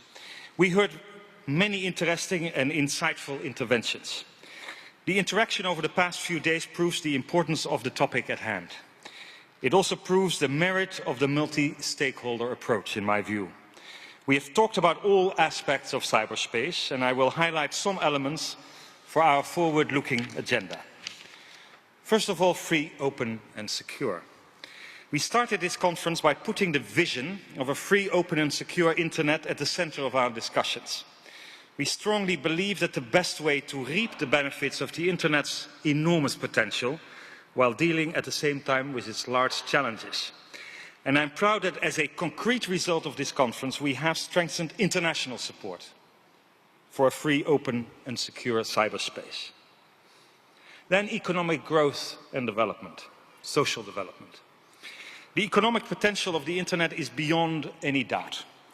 It is a major transformative force for the global economy, we discussed that this morning, and has a bright future provided that key conditions are in place. Together we have to build the right frameworks to promote and enable participation, privacy, innovation, trade, competition and investments. We all have to invest to keep the internet open, free and secure, or as some might say, all of the people should have access to all of the internet all of the time. Governments, businesses and civil society all have a role to play in creating a safe environment to do business whilst people's privacy is respected and their data is protected as well. And that brings me to the important issue of cybersecurity. We all have a shared interest and responsibility to ensure that cyberspace remains secure. And make no mistake, this issue requires all our attention and should never be underestimated. Public-private cooperation has delivered a number of concrete results, and the international exchange of best practices in this field should be promoted. Emergency response teams, quality, quantity, speed. We produce toolkits to improve CERT maturity and to implement responsible disclosure policies. Furthermore, we all stressed, I think, the importance of raising awareness of cybersecurity in all areas of society as essential. The development of a collective approach to the protection of critical infrastructure, a crucial point, and strengthening global cooperation and capacity building to help emerging and existing CSIRTs to increase their capabilities. Cybercrime. I think we discussed in many different panels and discussions among each other the issue of prosecuting cybercrime emanating from other jurisdictions. States, business and non-governmental organizations can all take measures to make it harder for criminals to commit illegal acts, both in their own country and across national borders. Many participants have shared their experiences, that's what's needed, and agreed to pursue further cooperation to deny cyber criminals a safe haven. International peace and security. We discussed a number of possible measures concerning responsible state behavior. They related to the protection of national critical infrastructures and critical components of the global internet. And on this topic, much work has been done already by the United Nations group of governmental experts. And as the internet has become a strategic asset for all of us, broad international discussion is needed, needs to be strengthened, needs to be furthered. And the Netherlands will remain actively involved in helping to promote this dialogue. We also stressed and discussed the risk of terrorist use of the internet, in particular for incitement to violence and to hatred, and the need to take targeted measures within the framework of the rule of law. I think that's always combined, rather than broad measures that affect economic and social potential of the internet. And then a difficult issue, freedom and privacy. On freedom and privacy, the internet is a global resource that consists of an infrastructure and data, and both need our protection. This implies that human rights should be at the center of a cybersecurity policy. This is why we have highlighted the theme freedom and privacy with all its complexities as a key part of the London process. We want to emphasize that security and freedom are complementary to one another. Without privacy, there can be no security. And there can be no security without privacy. At this conference, we've tried to implement these principles to the best of our abilities, and we will continue to do so. In building a common vision on cyberspace that incorporates these values, we need to invest in long-term efforts, creative initiatives and new coalitions. Then the GCCE. Ladies and gentlemen, action speaks louder than words. I'm proud that this conference has also lived up to the challenge to provide concrete practical solutions to cyber challenges. We have launched yesterday the Global Forum on Cyber Expertise with 42 partners, both from states, intergovernmental organizations, as from the private sector. It underlines the importance of capacity building. This is a valuable and lasting result of our conference.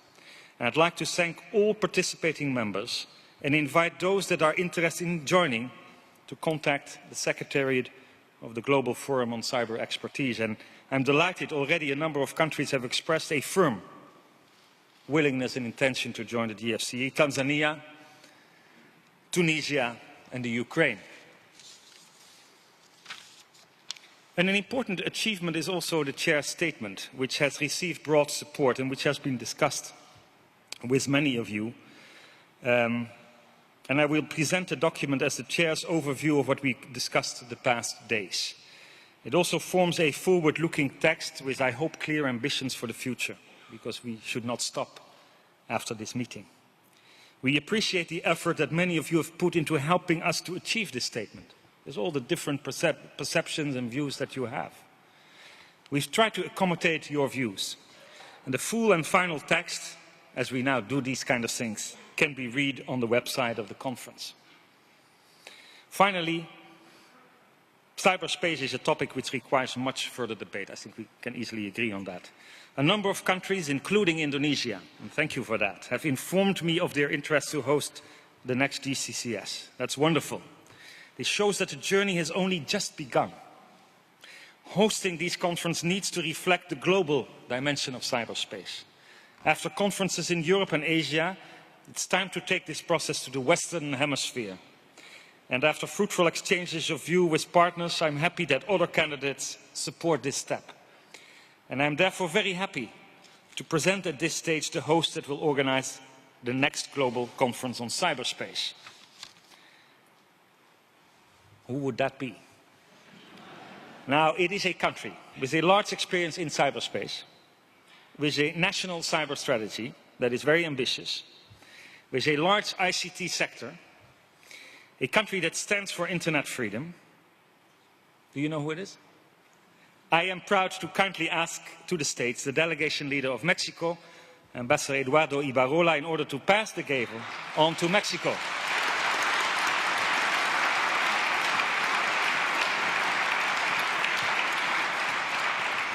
Ambassador.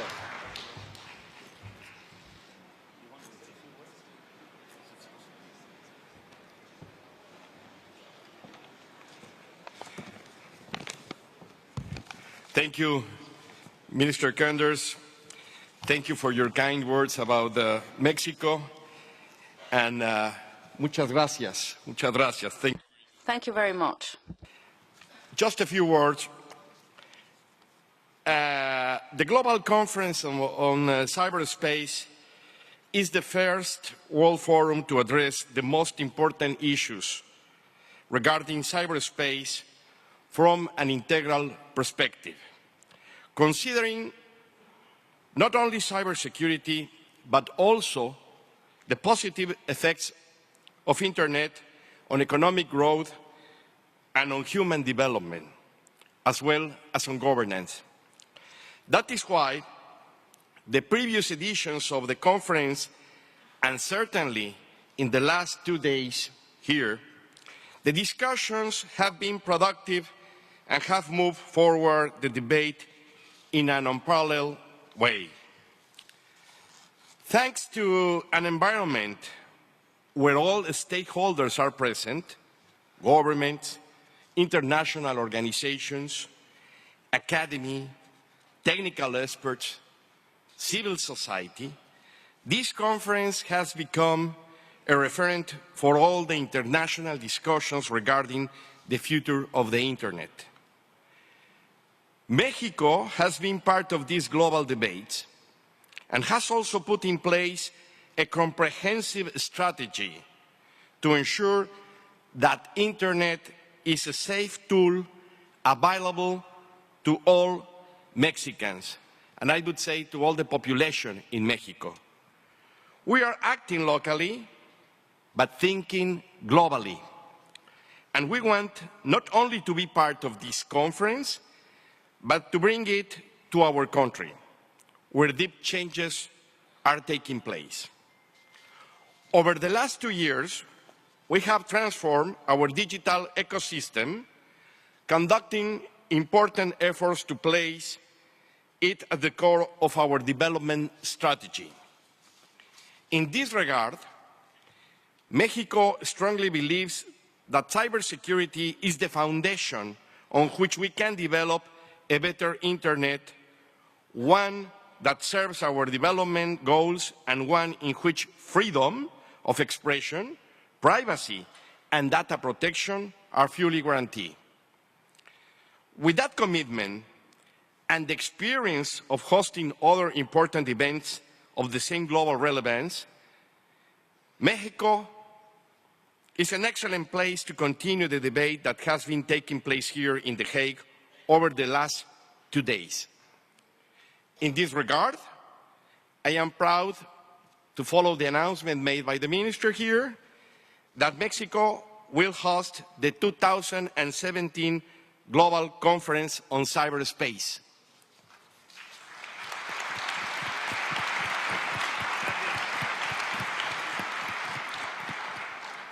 Mexico will be the first Latin American country to host this important event. And we consider this a recognition of the advancements made by our country regarding digital inclusion, privacy, and data protection, as well as cybersecurity. I wish to reaffirm our commitment to a free, secure, and open internet, and a productive global dialogue about the future of cyberspace. The extraordinary work of the Netherlands in the organization of this edition is the best example of what we are committed to do in the next edition, the challenges that we have. In this regard, please let me present a short video as an official invitation to Mexico in 2017. Something big is happening in Mexico. Mexicans have made a bold decision to transform all of the country's main structures. In 2013, 11 key reforms which allow us to achieve our maximum potential were enacted and now are being implemented.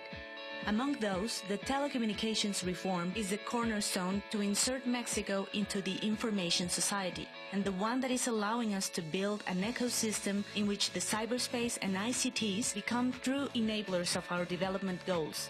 For Mexico, cyberspace means limitless potential for growth, innovation, education, health, citizen participation, among other goals. To achieve these goals, cybersecurity is the foundation on which we can develop a better internet, one in which freedom of expression, privacy and data protection are fully guaranteed, and at the same time we protect crucial information for governments and organizations. Mexico celebrates that this global conference on cyberspace is focusing its attention on freedom, security and growth, because precisely these three values are the cornerstones upon which the cyberspace that we want is to be developed. Over the next 2 years, Mexico will host key events to discuss important digital issues. The World Summit of the Open Government Partnership in October 2015, the Internet Governance Forum, and the OECD Ministerial on the Digital Economy in 2016. As a result of these events and the transformation that Mexico is witnessing, our country is the ideal place to discuss the future of the cyberspace at the next Global Conference on Cyberspace in 2017. We are ready to welcome all of you in Mexico, as we are proud to offer ourselves to host this important event. Because today, a common understanding in a global context of the opportunity provided by cyberspace demands a new dialogue. We are ready to welcome you at the 2017 Global Conference on Cyberspace.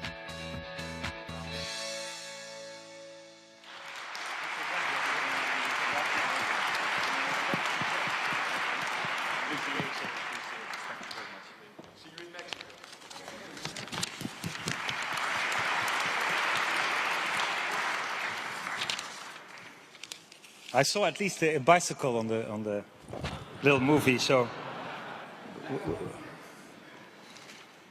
Well, thank you very much. Finally, ladies and gentlemen, let me thank all of you who have worked hard to make this conference a success, I think. First of all, I'd like to thank my special envoy, Uri Rosenthal. Maybe you have to stand up. We know all you who are. Who I think has traveled the world to generate support for this conference. Secondly, there's so many that made this possible. I think it is the moment also to thank them. The GCCS2015 project organization at the Ministry of Foreign Affairs under the leadership of Han-Maurits Schaapveld. Is he there? Where is he? He must be somewhere hiding. Which flawlessly managed, I think, to organize another big international conference. Then the team that prepared all the panels we discussed last 2 days under the leadership of Wouter Jurgens. Officials, Wouter.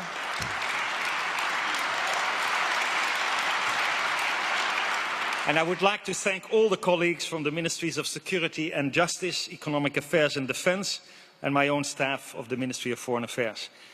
Many thank you. Many hard-working colleagues that made this conference a resounding success, I hope. Then our partners, the World Forum Convention Center and Novotel for hosting us this week. All our contractors for creating, I hope, a good conference environment, including the very inspiring cyber decoration. I love that one. You had the impression coming a bit into cyberspace. And thanks also to the municipality and the people of The Hague, the City of Peace and Justice, for their cooperation in, again, successfully hosting the world. The National Police Force and other security services which guaranteed a safe and secure conference, both in physical as well as cyber terms. You know, I think that was the big challenge. How can we not be violated in our secrecy during this conference? And we didn't, I think, Yuri, isn't it? I think we were safe. So whatever you put on your internet or on your phone, I think, was pretty secure. I thank the interpreters for their excellent work. But first of all, and no, I would say last but not least, thanks to all the panelists and to all participants, and also to you for a marvelous presentation. I think that requires a big applause.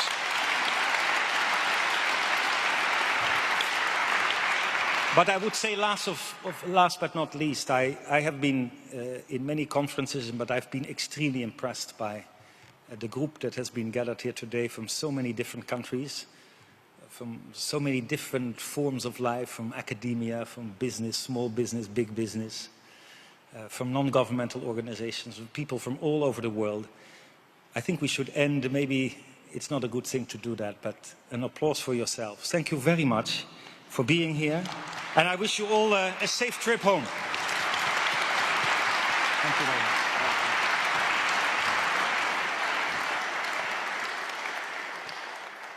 Minister, thank you very much and congratulations. Actually, I also, whenever I was on TV, I used to end my news bulletins and shows with, from me and the team, it's goodbye. So I also want to say to those who were behind the scenes, the technical guys, the interpreters who very kindly, please a round of applause for all of those people who you don't get to see. Especially as they always come up to me afterwards and say, please speak slower. But thank you very much. A safe journey home, no matter how far you are going. And we'll look forward to seeing you in Mexico, Vesta.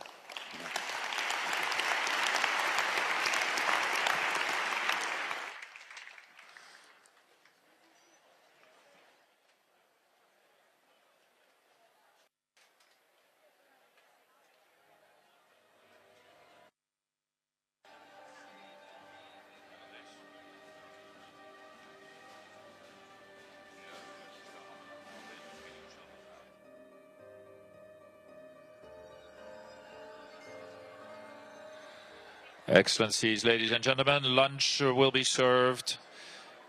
Special guests, pin and clip holders in the special guest lounge. All other delegates are kindly invited to the big dining hall, lunch hall in this case, on the -1. Thank you very much.